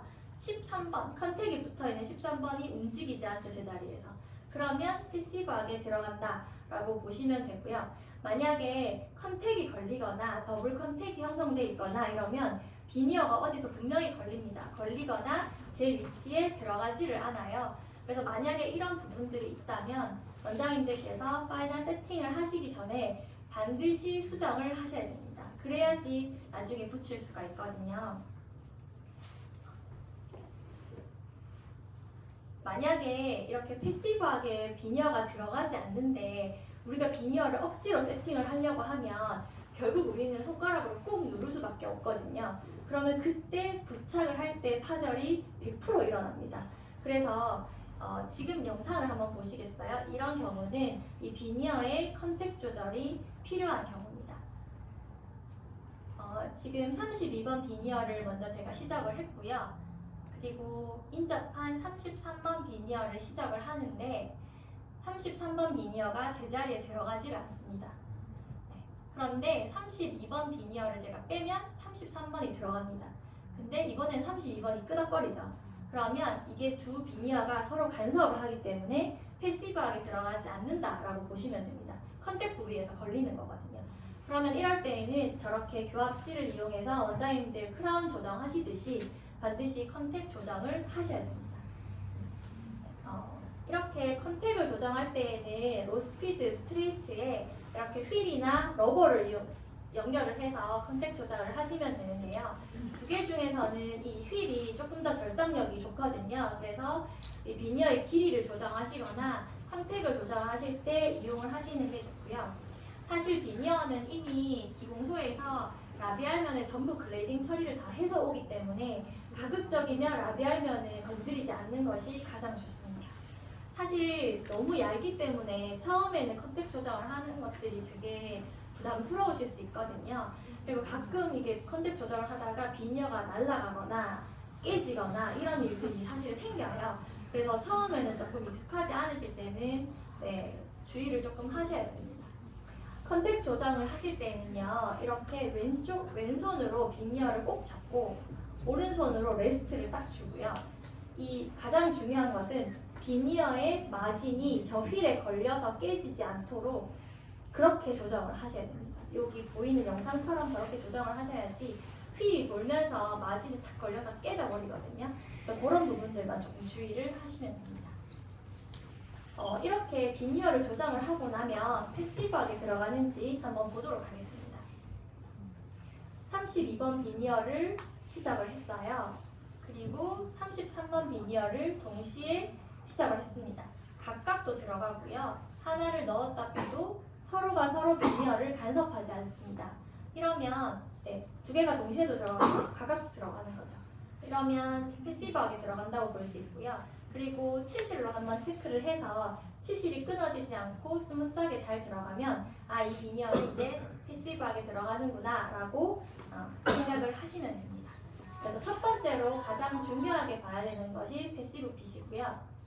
두 번째는 원장님들께서 눈치채셨는지 모르겠지만 두 번째 저희가 시작을 하면서 체크해야 될 부분이 이렇게 파이널로 비니어를 세팅할 세면의 쉐이드를 고르는 데입니다. 지금 보면 제가 10번대를 한 트라임 페이스트랑 20번대를 시작한 트라임 페이스트의 색상이 달라요. 지금 10번대는 트랜스루선트한 쉐이드로 시작을 했고 20번대는 밀키 옥백으로 시작을 했거든요. 근데 이게 비니어가 너무 얇기 때문에 사실 하방의 세면의 종류, 색상에 따라서도 같은 블럭이라도 완전히 다른 색감을 나타낼 수가 있습니다. 그래서 저는 비니어의 개수가 많을 때에는 10번대, 20번대 반반씩 세팅을 해서요. 환자분께 원하는 색상의 비니어를 고르도록 이렇게 유도를 합니다. 그러면 제 경험상 10명 중에 8명은 밝은 색상을 고릅니다. 무조건 밝은 색상을 고릅니다. 근데 트랜스루선트한 걸 고르는 사람들은 하악과의 차이를 조금 걱정해서 그렇게 고르기도 하거든요. 그럴 때는 원장님들께서 하악은 미백 치료를 해라 이렇게 또 권할 수도 있죠. 자, 그리고 이렇게 쉐이드를 고르고 나면요. 세 번째로 체크해야 될 부분은 치실로 컨택을 체크를 하셔야 됩니다. 사실 저희는 패시브 핏을 확인을 했기 때문에 거의 다 컨택 조절이 되어 있거든요. 그런데 컨택이 루즈한 경우도 생깁니다. 그러니까 컨택이 비는 거죠. 그래서 반드시 치실을 가지고 컨택 체크를 하셔야 되는데요. 이때 컨택 체크를 하실 때 사용하셔야 되는 치실은 반드시 얇은 치실을 사용을 하셔야 됩니다. 이게 비니어가 컨택을 이렇게 감싸면 이 컨택 부분이 빡빡하기도 하고요. 간혹 너무 얇기 때문에 비니어가 치면에 접착을 하기 전까지는 치실하는 힘에도 저 얇은 부분이 깨져나가거든요. 그래서 반드시 얇은 치실을 사용을 하셔야 됩니다. 치실 체크를 할 때는 이렇게 어시스트가 비니어가 움직이지 않도록 센터 부분을 딱 잡고 밀리지 않도록 서비컬 부분으로 딱 당기고 있으면 원장님들께서 중요한 건 치실을 정말 짧게 잡고 살살살살 치은의 상처를 내지 않도록 넣은 다음에 가장 중요한 건 수평으로 빼셔야 됩니다. 치실을 교환면 쪽으로 튕겨내게 되면 저 비니어가 튕겨나가거나 그 힘에도 비니어에 맞은 부분이 다 깨져나갑니다. 그래서 제일 중요한 건 치실을 반드시 수평 방향으로 빼시는 것이 좋고요. 그리고 이걸 할 때 또 중요한 건 절대로 치은의 블리딩을 유발시키시면 안 됩니다. 여기서부터 블리딩이 일어나면 저희는 한 2시간은 무조건 걸립니다. 그래서 절대 치실을 하실 때 블리딩을 유발시키시면 안 됩니다. 제가 이것도 적합한 치실을 찾으려고 정말 많은 치실을 써봤거든요. 근데 다이소 치실이 제일 좋습니다. 네. 그래서 오늘 제가 다이소 가가지고 다이소 치실을 23개를 가지고 왔거든요. 그래서 원장님들 키트에 들어있기 때문에 어떤 비싼 치실보다 이 치실이 제일 좋습니다. 그래서 이 치실을 반드시 사용하시는 것이 비니어 세팅하실 때 가장 좋습니다. 야마예요 이거. 제가 아무한테도 안 가르친 거예요. 제가 다 써봤거든요. 그리고 이렇게 이제 시작을 하면 환자분께 보여드려야겠죠? 그래서 환자분께 이렇게 직접 보여드리거든요. 이게 소리가 좀 작은데 이 환자가 나이스 이렇게 얘기해요. 근데 이 환자는 남자라서 별로 반응이 별로 좋지 않아요. 근데 여자들은 진짜 좋아합니다. 그리고 막 특히 스페이스 환자들 같은 경우는 굉장히 드라마틱한 변화가 있기 때문에 되게 반응이 좋고요. 사실 이렇게 비니어를 세팅을 하고 보여드리면서 저희는 사이즈, 컬러, 쉐입, thickness 이런 것들을 확인을 하고 환자가 원하는 최종 세면의 쉐이드도 같이 확인을 합니다. 그리고 만약에 이렇게 시작을 한 상태에서 환자가 수정사항이 있을 수 있거든요. 그래서 만약에 수정사항이 있다면 반드시 파이널 세팅 전에 수정을 하셔야 되는데요. 제 경험상 가장 많은 수정사항은 치아 사이즈가 커 보인다. 그리고 치아가 길어 보인다. 이런 수정사항들이 굉장히 많아요. 그래서 그런 부분들은 사실은 세팅하기 전에 수정을 조금씩 하시는 것이 좋고 사실 이 비니어가 너무 얇기 때문에 이렇게 수정하는 것들이 조금 부담스러우실 수 있잖아요. 근데 치아 길이나 앵글 부분의 형태 수정하는 것들은 부착 후에도 하이스피드로 조금씩 조절을 할 수가 있거든요. 그럴 때에는 그냥 부착 후에 약간씩 조정을 하시는 것이 맞을 것 같고 그리고 이게 첫날에는 환자분들이 자기의 모습에 익숙하지 않기도 하고 좀 어색하잖아요. 그래서 수정 요구 사항들이 되게 많거든요. 근데 저는 한 일주일 정도 써보시고 와라. 적응이 되면 제가 그때도 길어 보이거나 커 보이면 수정을 해드리겠다라고 얘기를 하거든요. 한 일주일 정도 적응하고 나면 별로 얘기를 잘 안 합니다. 그러니까 자기의 모습에 좀 익숙해지는 거죠. 그래서 저는 대부분은 팔로업 할 때, 일주일 팔로업 할 때 수정해드리겠다라고 이야기를 합니다. 자, 이렇게 환자가 다 원하는 비니어가 완성이 됐어요. 그러면 저희는 지금부터 이 비니어를 잘 붙이기 위한 노력을 해야 됩니다. 사실 이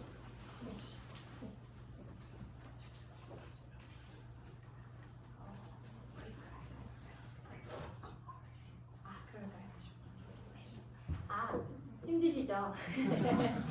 핵심이 나왔거든요. 잘 붙이셔야 되잖아요. 삐뚤게 붙이면 안 되잖아요. 그래서 10분 쉬었다가 리프레시 하고 오시면 삐뚤지 않게 붙이는 방법을 알려드리겠습니다. 정확한 위치에 잘 붙여야겠죠? 지금부터는 이제 원장님들이 일하실 때가 됐습니다. 일하셔야죠. 나머지 이전 스텝 과정, 이런 과정들은 저희가 사실 스텝이나 의사 선생님들의 도움을 많이 받는데 원장님들은 프랩 하시고 붙이시고 이 두 가지를 하셔야 됩니다. 자, 그러면 이제 비니어를 치면에 붙이기 위한 준비를 합니다.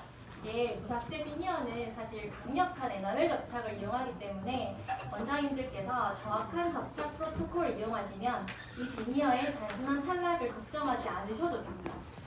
제가 지금까지 몇천 개 붙여보면서 단순히 비니어가 뚝 떨어진 경우는 단 한 번도 없었습니다. 그래서 걱정하지 않으시고 이 에나멜 접착을 신뢰하셔도 되고요. 그렇지만 우리는 강력한 이 에나멜 접착의 접착력을 극대화할 수 있는 그 접착 프로토콜을 이용해서 정확한 위치에 잘 붙여야 됩니다. 이 비니어를 치아와 완벽하게 결합을 시켜야 되는데요. 결국은 이 세라믹 보철물인 비니어에 불산, 실란 처리를 하시고 치면에 에칭 본딩 처리를 하셔서 그것을 레진 세면으로 붙인다라고 생각을 하시면 됩니다. 자, 먼저 우리는 비니어에 전 처리를 하고 치면 처리를 하고 붙이기를 했잖아요. 그러면 비니어에 전 처리를 하는 과정을 먼저 보여드릴게요. 이 비니어의 전 처리는 대부분 이 세 가지 회사의 제품을 이용을 하시면 되는데 비스코, 이보크라, 3M 이렇게 세 가지 회사의 제품이 있어요. 자, 먼저 비스코 제품이 가장 유명합니다. 근데 이 제품들은 불산, 인산, 실란, 본딩 이렇게 네 가지 프로토콜에 전부 나눠져 있어서 각 단계가 좀 복잡하고 시간 소요가 많이 걸리는 반면에 각각 단계들이 다 있으니까 접착의 효율이 훨씬 더 좋은 거죠. 그런데 이게 되게 복잡하고 시간이 걸리고 싫다라고 하시면 이 이보크라에서 나오는 모노본드 에칭 앤 프라임 저 제품을 사용하시면 저 원버틀 하나로 이 치면 처리를 해결을 하실 수가 있습니다. 근데 이 제품은 간편해서 좋기는 한데요. 굉장히 고가입니다. 저 제품 하나가 거의 40만 원 가까이 하거든요. 저 버틀 하나가. 그래서 굉장히 고가고 그리고 단점은 모든 제품이 한꺼번에 다 들어가 있기 때문에 유통기한이 짧습니다. 그래서 비니어 진료를 많이 안 하시면 유통기한 내에 저걸 버려야 되는 일이 생기기 때문에 저런 경우에는 단계적으로 처리를 하시는 게 더 좋을 것 같습니다. 3M은 특별히 유명한 제품은 없고요. 저는 지금 이 비스코 제품을 이용해서 단계별로 처리를 하고 있어요. 대신에 불산만 이보크라의 4.5% 불산을 사용을 하는데요. 사실 이 부분은 저희가 어떤 퍼센트에 몇 초 동안 불산을 적용하는지에 대해서 너무 레퍼런스가 너무 많고 그리고 제조사마다 블럭 회사마다 뭐 이렇게 판매하는 회사마다 그 레퍼런스의 시간과 농도가 너무 다양해서 저는 제가 신뢰하는 레퍼런스에서 4.5% 불산으로 60초를 적용을 했기 때문에 전 지금 이보크라의 4.5% 불산을 이용하고 나머지 인산부터 본딩까지의 단계는 비스코를 이용을 하고 있습니다. 그리고 또 좋은 점은 저 불산이 빨간색이거든요. 그래서 그 불산이 잘 워시가 됐는지 잘 확인이 됩니다. 그래서 저 제품을 사용을 하고 있습니다. 이 과정도 비니어를 전 처리를 하는 과정도 영상으로 보여드릴 텐데요. 사실 이 부분은 원장님들이 하시는 부분이 아니고 스텝 선생님들이 하시는 부분이기 때문에 이거는 거의 100% 스텝 선생님들이 하시는 부분이라 잘 보시면 좋겠습니다. 먼저 저희가 트라인을 했기 때문에 저 코튼을 이용해서 트라인을 닦습니다. 깨끗하게 닦고요. 그리고 유분기를 없애기 위해서 물로 깨끗하게 씻어냅니다. 물로 워시를 다 하고 나면 저 불산을 가지고 비니어 내면에 불산 처리를 합니다. 근데 중요한 것은 마진 부분까지 불산 처리를 아주 꼼꼼하게 하셔야 됩니다. 빈 부분이 있으면 표시가 나거든요. 그렇게 해서 불산을 다 워시를 하면 그 불산의 부산물인 헥사플로르규산염을 제거하기 위해서 이렇게 인산을 30초 동안 합니다. 어떤 경우는 울트라소닉을 이용할 수 있는데 저는 인산 30초를 적용하고 또 깨끗하게 워시를 합니다.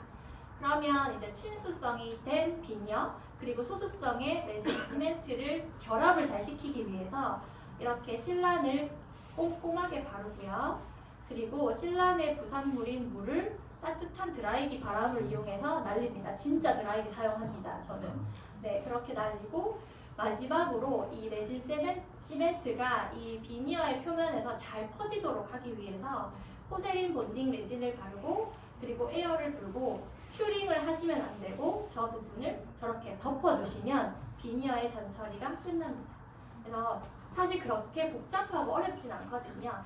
그런데 이거를 처음에는 이 비니어 자체를 핸들링 하는 게 좀 어려우실 수 있어요. 그래서 그것만 잘 하시면 저희 스태프들은 진짜 일사천리로 하거든요. 그래서 이렇게 단계별로 처리를 하셔도 크게 시간적으로 문제가 되지는 않습니다.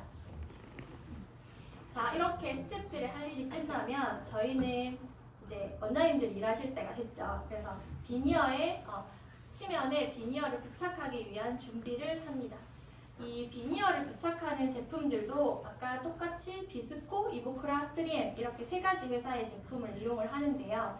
저희가 제일 먼저 치면에 인산 처리를 하잖아요. 근데 그 인산은 특별한 게 없고 각각의 회사마다 이 본딩과 세멘의 짝꿍이 있습니다. 그래서 비스코는 올본드와 초이스 2 세멘, 그리고 이보크라는 테트릭 엠본드와 베리오링크, 그리고 3M은 싱글본드와 릴라이엑스 이렇게 본딩과 세멘의 짝꿍이 있어요. 근데 이번에 3M에서 스카치본드와 릴라이엑스 유니버셜을 출시를 했는데 너무 비싸서 사실은 보편적으로 이용이 잘 되지 않고요. 보편적으로는 이 세 가지 제품을 많이 이용을 합니다. 제가 다 써봤는데 본딩은 특별한 차이점을 못 느껴요. 사실 눈에 보이는 게 아니기 때문에 특별한 차이가 없는데 이 레진 세멘들은 각각의 특성이 다 있습니다. 먼저 이 초이스 2 세멘은요. 점도가 굉장히 높아서 저희가 6전치, 8전치 비니어들을 한꺼번에 세팅을 할 때 각각의 비니어들이 서로 막 이렇게 밀리지 않고 제자리에 잘 머물러 있는 반면에 너무 점도가 높기 때문에 이게 끈적끈적하거든요. 그래서 비니어를 세팅할 때 저희가 기포가 들어가지 않도록 이렇게 눌러야 되는 힘이 강해서 파절의 위험이 조금 더 있는 것 같고요. 그리고 제일 불편한 거는 잉여 세멘의 제거가 너무 어렵습니다. 사실 너무 끈적해서 잘 제거가 안 되거든요. 근데 이거 제가 사실 오늘 비스코에서 협찬을 받아왔는데 이건 그냥 비밀로 해주세요. 네, 그래서 그냥 원장님들이 임상에서 사용하실 때는 제거를 하는 게 조금 어렵습니다. 그래서 사실 두 번째 이보크라에서 나오는 테트릭 엠본드와 베리오링크는요. 이 초이스 2 세멘보다는 훨씬 점도가 좀 약하거든요. 그래서 사용하는 게 조금 더 편리하고요. 이 베리오링크 같은 경우는 사실은 카탈리스트와 베이스 이 두 가지 종류가 있어요. 그래서 그 두 가지 종류를 섞으면 듀얼 큐어가 돼서 워킹 타임이 줄어들고 아민의 변색이 올 수 있습니다. 그래서 원장님들이 사용하실 때에는 베리오링크 LC라고 써져 있는 라이트 큐링만 구매해서 사용을 하시면 됩니다. 그래서 이거는 좀 사용이 편리해서 저는 베리오링크의 트랜스루선트 쉐이드와 베리오링크의 블리칭 쉐이드 두 가지 제품을 주로 이용을 하고 있습니다. 그리고 세 번째로 릴라이엑스 세멘은 점도가 굉장히 묽어서 세팅이 굉장히 편하고 잉여 세멘의 제거가 굉장히 쉽다는 장점이 있는데 단점은 수입하는데 너무 오래 걸립니다. 그래서 주문을 하면 잘 안 와요, 저 세멘이. 그래서 사용을 못하고 대신에 저 세멘은 화이트 오펙 쉐이드가 굉장히 오펙하기 때문에 하방 치아에 변색을 마스킹하는 경우에는 굉장히 유용하게 사용을 하실 수가 있습니다. 같은 트랜스루선트한 쉐이드라고 하더라도 이 세멘의 회사마다 색상이 다 달라요. 초이스2 같은 경우는 굉장히 클리어하고요. 릴라이엑스 같은 경우는 굉장히 정말 하얗습니다. 그래서 같은 트랜스지만 다르고요. 점도도 달라요. 이게 초이스2가 굉장히 끈적끈적하고요. 릴라이엑스는 굉장히 묻습니다. 그래서 사실 임상에서는 세멘을 제거하는 일도 굉장히 중요한 일이거든요. 그래서 이런 단점들이 있고요. 오펙 쉐이드도 보면 베리오링크 같은 경우는 오펙하지만 굉장히 옐로이시하고 릴라이엑스 같은 경우는 정말 하얗고 오펙합니다. 그래서 그런 것들도 사실 저는 환자에 맞게 조금씩 사용을 하고 있거든요. 이것도 보면 대신 블리칭 쉐이드도 굉장히 찐득찐득 다르죠. 그래서 이런 것들이 사실 임상에서는 이런 쉐이드를 결정하는 일, 블럭의 종류도 중요하지만 사실 진료실에서 커버해야 되는 부분들도 많거든요. 그래서 그런 부분들은 이런 레진 세멘을 통해서 조금 조절을 해서 세팅을 하시는 것이 좋습니다. 자, 그리고 저희가 비니어를 접착을 하려면 반드시 이렇게 스팟 큐링을 할 수 있는 스팟 큐링기가 필요해요. 그래서 무조건 풀 큐링을 하는 게 아니고 스팟으로 붙여야지 이 비니어를 부착을 하실 수가 있거든요. 저는 지금 이제 이피덴트에서 나오는 이피큐어 미니 이 큐링기를 사용을 하고 있는데요. 이 스팟 큐링도 할 수 있고 제너럴 큐링도 할 수 있어서 그리고 가볍고 굉장히 유용합니다. 그리고 쌉니다. 다른 큐링기에 비해서. 그래서 유용하게 사용을 하고 있고요. 또 좋은 게 저는 이제 이렇게 비니어 붙일 때도 사용을 하고 그리고 캐널 내에 저희 이제 파이브 포스트 할 때 캐널 내에 큐링을 해야 되는데 제너럴 팁에는 큐링 라이트가 그 캐널 내에 도달을 하지 않기 때문에 이 스팟 큐링을 이용해서 캐널 내에 큐링을 하는 것도 굉장히 유용하게 사용하실 수가 있습니다. 이 동영상을 보여드리기 위해서 지금까지 왔거든요. 그래서 이 동영상이 핵심입니다. 그래서 정말 이 환자에게 붙이는 동영상이에요. 그래서 전처리는 다 했고 이제부터는 비니어를 부착하는 영상을 보여드리겠습니다. 네, 제가 이 동영상을 보기에 앞서서 몇 가지 설명드릴 게 있어요. 그래서 첫 번째는 이 비니어를 붙일 때에는 철저하게 격리를 방습을 철저하게 시키셔야지 저희가 최대 접착 감도를 얻을 수가 있습니다. 원래는 이제 러버댐으로 격리를 시키는 방법도 있는데요. 사실 원장님들께서 처음 하실 때에는 이 옵추라 게이트를 사용하시는 게 편하실 겁니다. 이 옵추라 게이트는 너무 작은 사이즈를 사용을 하시면요, 이게 접착을 하다가 빠져버리거든요. 그래서 침에 오염이 다 될 수 있어서 환자의 부강에 맞게 사용을 하시되 좀 넉넉한 사이즈로 사용을 하시는 것이 좋고, 환자가 가끔 이렇게 시간이 오래 걸리기 때문에 베스티블 같은 데 눌려서 막 아프다고 하거든요. 그러면 거즈를 하나 깔아주시면 보호도 되고 방식도 되고 되게 좋습니다. 그리고 두 번째는 원장님들이 이제 비니어 하려고 유튜브에서 영상을 막 찾아보시면요, 러버댐으로 치아를 하나하나 격리시켜서 비니어를 하나하나 이렇게 붙이는 영상들이 많이 나옵니다. 근데 무삭제 비니어는 절대로 그렇게 붙이시면 안 됩니다. 이 무삭제 비니어는 마진이 없고 이 메지오디스탈로 약간씩 유격이 있거든요. 조금씩 움직인다는 얘기예요. 그래서 하나를 완전히 세팅을 해버리면 그 나머지 비니어가 전부 안 맞습니다. 그래서 무조건 한꺼번에 붙이셔야 됩니다. 이게 사실 저는 이거를 아무도 안 가르쳐줬어요. 그래서 처음에 이제 6개를 딱 붙인다고 세팅을 해놓고 잘 맞네 하고 하나를 딱 붙였거든요. 그 다음부터 하나도 안 맞는 거예요. 그래서 또 컨택 조정해서 또 붙이고 컨택 조정해서 또 붙이고, 그래서 6개 붙이는데 4시간 걸렸어요. 그래서 절대로 하나하나 붙이시면 안 되고 모든 비니어를 한꺼번에 붙이셔야 되고요. 개수가 너무 많아서 나 이거 좀 부담스러워 라고 하시면 가장 중심이 되는 중절치 11번, 21번을 기준으로 딱 잡아서 붙이고 10번대를 쭉 붙이시고 20번대를 쭉 붙이시고 이렇게 붙이셔야지 가장 정확하고 효율적으로 붙이실 수가 있습니다. 그리고 이제 세 번째 방법은 저희가 본딩을 하는 그 순간부터 체어 라이트를 끄셔야 됩니다. 네.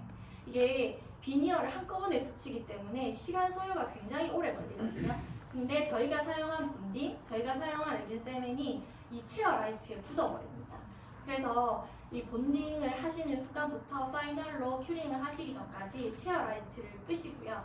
그리고 혹시 조명이 너무 밝다면, 진료실에 조명이 밝다면 조명을 조절을 하셔야지 이 세멘이 붙지 않습니다. 그래서 저는 조명을 반쯤 켜고 체어 라이트를 치우고, 그리고 여름에는 에어컨의 온도를 낮춘 다음에 붙여요. 그래서 이것도 저한테 아무도 안 가르쳐줘가지고 본인 그 체어 라이트에 묻었습니다. 그래가지고 한번 제거를 해본 적이 있거든요. 제거해보시면 끄시게 됩니다. 무조건 끄게 돼 있어요. 그래서 반드시 끄셔야 되고요. 마지막으로 이제 파란색 글러브는 이 술자고요. 이제 하얀색 글러브는 어시스트거든요. 그래서 이 비니어를 어떻게 핸들링 하는지 잘 보시면 좋겠습니다. 자, 이제 영상을 보고 설명을 드릴게요.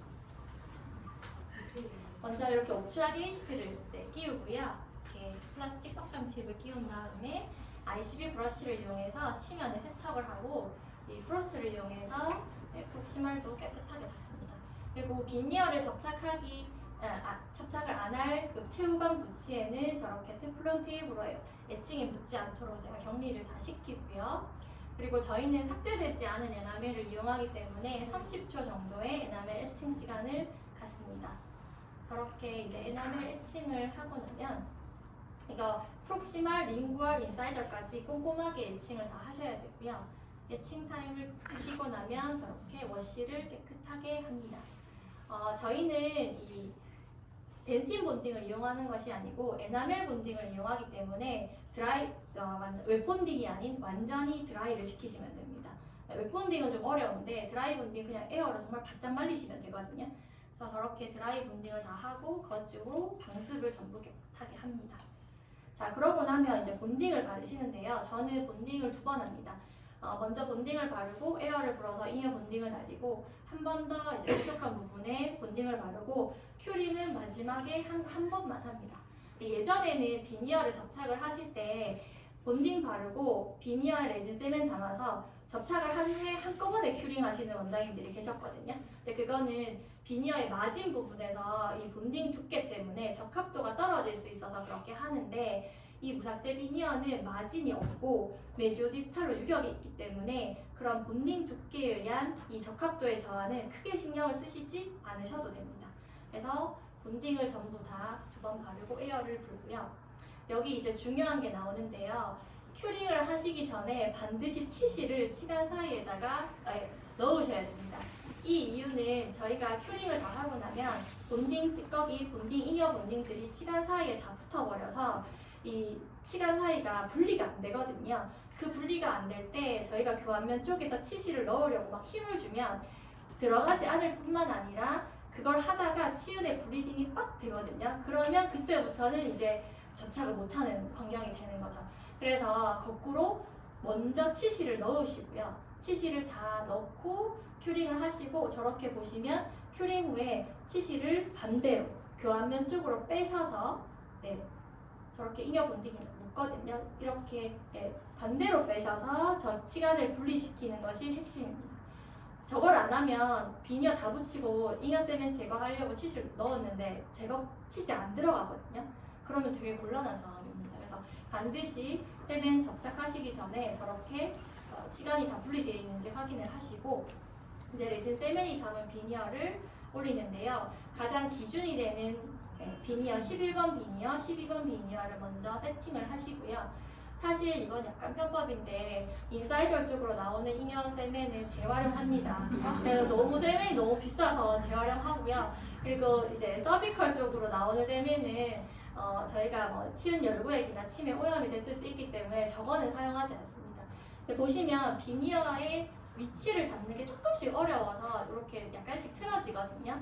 근데 저 비니어를 제 위치를 잡을 때 처음엔 조금 어려우세요. 근데 저 비니어를 라비알면에 대고 그냥 꾹 누르시는 게 아니고, 저희가 비니어를 만들 때 인사이저 쪽에 약간 길게 스탑을 만듭니다. 그래서 비니어를 라비알에 꾹 누르는 것이 아니고 인사이저 쪽에서 비니어를 먼저 약간 삽입을 시켜서 서비컬 쪽으로 약간 밀어 올리면서 당겨 올리면서 위치를 잡으시면 비니어가 제 위치를 잡습니다. 지금 보시면 제가 손바닥이 아니 손가락의 바닥면이 아니고 옆면으로 살살 이렇게 옆으로 쓸어 올리거든요. 지금 인사이저 쪽으로 삽입을 하고 약간씩 이렇게 쓸어 올리거든요. 그러면 그 비니어가 제 위치를 가장 적합한 위치를 잘 찾아갑니다. 저렇게 이제 한꺼번에 비니어를 전부 다 올리시는 것이 좋고, 저렇게 한꺼번에 비니어를 다 올리고 나면 잉여 세멘을 이제 제거를 해야겠죠. 저는 마이크로 브러쉬를 이용해서 대부분 제거를 하고요. 많은 양들은 거즈로 닦아냅니다. 이게 예전에 또 탭 큐링을 하고 또 이제 레진 세멘을 제거하시는 원장님들이 계시거든요. 근데 저희가 스팟 큐링을 할 때 그 라이트가 정확하게 센터에 가지 않으면 이게 조금만 비틀려져도 레진 세멘이 정말 단단하게 굳어요. 그래서 프록시마를 레진 세멘을 제거하는 게 거의 너무 어렵거든요. 그래서 저는 최대한 레진 세멘을 가급적 최대한 제거를 하고 그 다음에 큐링 라이트를 듭니다. 그래서 최대한 저렇게 깨끗하게 제거를 하셔야 됩니다. 이 과정들은 사실 저희 스태프들의 도움을 많이 받기도 하거든요. 근데 원장님들도 하시고 스태프들도 어떻게 핸들링 하시는지 잘 보시면 좋겠습니다. 저렇게 그리고 비니어를 한꺼번에 저희가 세팅을 하기 때문에 비니어가 한 번씩 이렇게 치면에서 뜨거든요. 그래서 이렇게 조금씩 비니어를 손가락 면으로 이렇게 치면에 접착이 되도록 눌러주셔야지 비니어가 뜨지 않습니다. 이렇게 익스플로러를 가지고 잉여 세멘도 제거를 합니다. 세멘 제거가 다 되면 이제 프록시말의 세멘은 치실을 이용해서 제거를 하는데요. 저는 총 치실을 3번을 합니다. 자, 지금 보시면 첫 번째 치실인데요. 어시스트가 비니어가 움직이지 않도록 비니어의 센터 부분을 딱 잡고 서비컬 부분으로 딱 당기고 있으면 지금 원장님들께서 하실 때 치실을 최대한 짧게 잡고 살살 밀어넣고 치실을 수평 방향으로 빼셔야 됩니다. 그러면 저 치실에 잉여 세멘이 다 묻어서 나오거든요. 저거를 한 부분당 한 3번 정도를 하시면 그 부분에 잉여 세멘이 많이 제거가 됩니다. 그래서 여기서도 중요한 것들은 치실을 짧게 잡으셔야 되고요. 길게 잡으면 무조건 루즈하기 때문에 치은의 블리딩 유발이 되거든요. 짧게 잡고 수평으로 빼시는 게 핵심입니다. 저렇게 이제 잉여 세멘의 제거가 다 되고 나면 마지막으로 이게 첫 번째 치실입니다. 최종적으로 비니어를 부착하기 전에 반드시 치축이 삐뚤어지지 않았는지 센터 앞에서 확인을 다 하시고요. 자, 원장님들께서 서비칼과 인사이저에 딱 누르면서 고정을 시키면 스텝이 스팟 큐링기를 가지고 센터 부분에 2초를 고정을 합니다. 이렇게 쭉 비니어의 센터 부분을 2초씩 쭉 고정을 하고요. 그 다음에는 원장님께서 인사이저 부분을 누르면 서비컬 부분에 2초를 딱 고정을 합니다. 이렇게 되면 이 비니어는 스팟으로 고정이 된 상태거든요. 그 후에 이제 두 번째 치실을 해서 잉여 세멘이 없는지 치간 사이가 지금 분리가 되어 있는지 확인을 먼저 하시고요. 똑같은 방법으로 하시면 됩니다. 최대한 세멘은 제거를 하시는 것이 좋고, 자, 이번에는 제너럴 팁으로 바꿔서 똑같이 센터 2초 그리고 서비컬 2초 이렇게 큐링을 하시면 됩니다. 이때도 아직은 원장님들께서 비니어를 잡아주셔야 됩니다. 여기까지 잡으면 이제 거의 비니어는 움직이지 않거든요. 그리고 가장 마지막으로 최종적으로 이제 치실을 한번 해서 파이널로 확인을 하고 그 후에는 이제 저는 마이크로스코프를 좋아해서 이용을 하니까 링골 쪽 한번 확인하시고, 그리고 이제 머칼 40초, 팔라탈 20초 좀 풀큐링을 오랫동안 하시는 것이 좋습니다. 이게 이제 부착 영상인데요. 사실 제가 이렇게 반복적으로 치실을 하는 이유는 프록시말의 레진 세멘이 조금만 남아도 제거가 정말 어렵거든요. 그래서 반복적인 치실을 통해서 세멘이 남지 않도록 조정을 하는 거고요. 그리고 이제 큐링도 이렇게 단계별로 하는 이유는 비니어가 너무 얇기 때문에 내면에 세멘이 수축을 하면서 비니어에 마이크로 크랙이 가는 경우들이 생기더라고요. 그래서 이게 세멘 라이트 큐링을 좀 나눠서 해서 그 레진 수축으로 인해서 비니어에 크랙이 가는 것을 방지하기 위해서 그냥 저 나름대로는 그렇게 하고 있습니다. 여기까지가 이제 세팅을 저희가 했으면 저는 이제 마지막 마무리 같은 경우는 현미경을 보고 잉여 세멘을 제거를 하고요. 그리고 이제 링구얼 쪽도 확인을 하고 본딩 찌꺼기 이런 것들도 제거를 합니다. 그래서 피니싱 벌을 이용해서 피니싱을 하고 인핸서를 이용해서 폴리싱도 하고요. 그리고 익스플로러를 이용해서 서비컬 부분에 남은 세멘이 없는지도 깨끗하게 제거를 합니다. 그리고 이제 저희 가장 마지막으로 이제 교합 체크를 하셔야 되는데요. 사실 이 무삭제 비니어는 환자의 링구얼 쪽을 건드리지 않기 때문에 환자들이 대부분 자신의 이전 교합들을 유지를 하는데요. 외소치나 아니면 이렇게 스페이스 환자들 같은 경우는 사실 이렇게 비니어 자체에 교합압이 오게 되는 경우들이 생겨요. 근데 저는 나름대로 이렇게 비니어가 교합압을 견디려고 하면 최소한 두께가 0.6 이상은 돼야 된다고, 1mm 두께가 있어야 된다고 저는 생각을 하는데, 이 무삭제 비니어는 1mm 두께를 만드는 게 거의 불가능하거든요. 그래서 저는 나름대로 가급적이면 비니어 자체에는 교합압이 오지 않도록, 자연 치아에 교합압이 오지 않도록 상하악으로, 그러니까 대합치도 함께 조정을 해서 교합 조정을 하고 있습니다. 이거는 그냥 저 나름대로 그냥 제가 그냥 터득해서 한 방법이라서, 대합치를 조정하지 않으니까 계속 얇은 비니어가 계속 깨져 나가더라고요. 그래서 대합치를 조정하는 방법을 택하고 있습니다. 마지막으로 환자에게 확인을 하고 이렇게 이갈이가 있는 환자들한테는 저는 스프린트를 좀 적극적으로 권하고요. 그리고 정말 마지막으로 오랄 하이진 교육을 한 번 더 합니다. 그래서 이거는 저는 비니어의 앞으로의 유지, 관리를 위해서도 정말 중요한 부분이라고 생각을 하거든요. 환자분들에게 이렇게 마지막으로 오랄 하이진 교육을 하고 최종적으로 이 비니어의 진료를 마칩니다.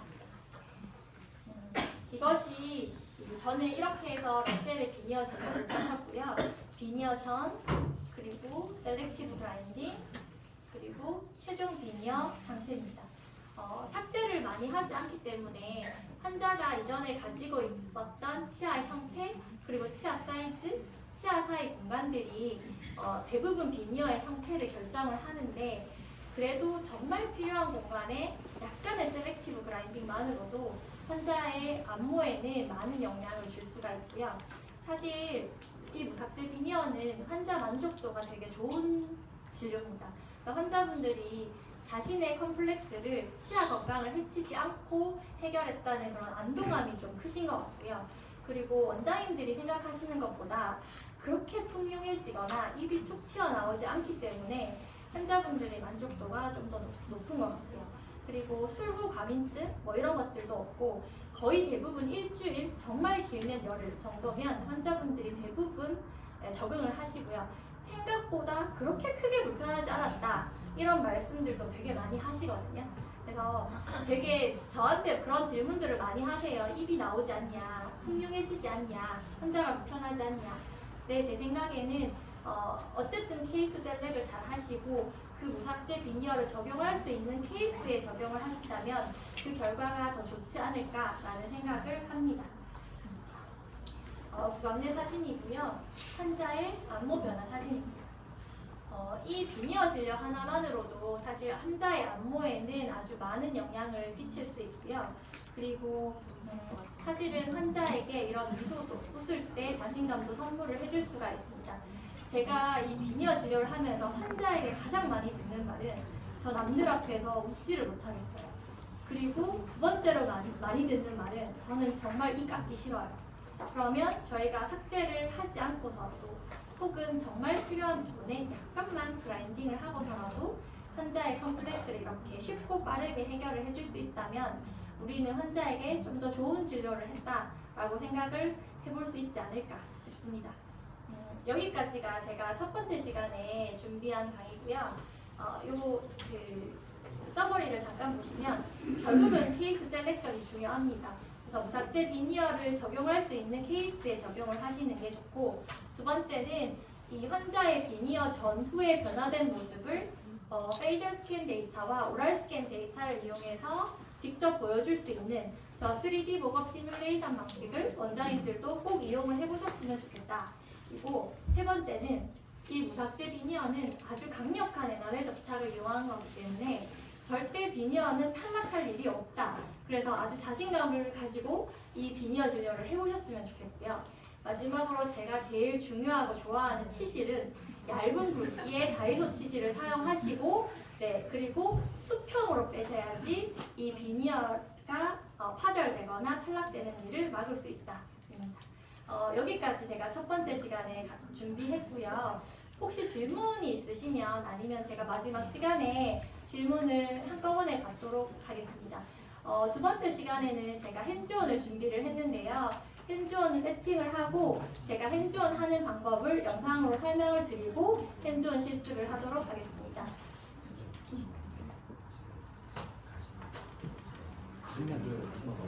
그럴까요? 네, 혹시 질문이 있으시면 네, 질문해 주시면 제가 아는 선에서 한번 질문. 신수 원장님의 선수라. 지금 질문하시면 이가를 말씀드리면 쓰신다. 네네.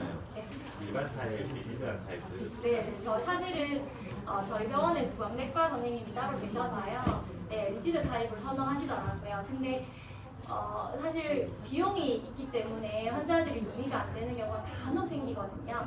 그래서 그게 안 될 때는 저는 소프트 스프린트를 사실 제작을 해서 드리기도 하는데 그게 구멍이 나거나 아니면 사실 오픈바이트를 유발할 수가 있다고 하더라고요. 그래서 지금 저희 병원의 프로토콜은 부학내과 선생님에게 리퍼를 해서 네, CRS 장치를 하는 걸로 그렇게 되어 있습니다. 물어보는 이유는 라미에트 할때 혹시 이가를 하면서 네. 지구를 인물 타입이 잡아서 혹시 트랩을 기관 있지 않을까 해서 문제가 되었잖아요. 그래서 사실 근데 이제 부학내과 선생님은 제가 이렇게 의뢰를 드리면 아주 적극적으로 권하시긴 하더라고요. 근데 상하게 비녀를 쓰면 상하게 하지 않고 제가 알기로는 상하게 하는 걸로 알고 있습니다. 네. 또 혹시 질문이 있으신가요? 네네. 이제 질문이 없으시면 이제 저희 실습 준비를 하도록 하고요. 실습은 원장님과 그 담당들도 많고 또 이런 환자들에게는 저는 간단하게 이제 진지백토미도 해서 조금 라인도 맞춰주면은 환자분들이 훨씬 더 좋아합니다. 사실 제가 알콘 치료에 대한 방법 그리고 동영상 노하우 이런 것들도 다 있는데 오늘은 조금 시간이 짧아서 혹시 궁금하시면 대구미르로 놀러 오시면 제가 대방출하겠습니다. 네. 그리고 이제 마지막 케이스인데요. 사실 저희 스텝이거든요.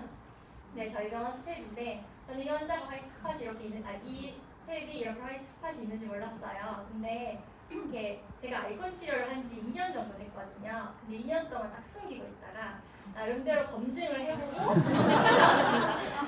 2년 정도 팔로우를 본인 나름대로 했겠죠. 그래서 네, 찾아와서 이렇게 치료를 해줬거든요.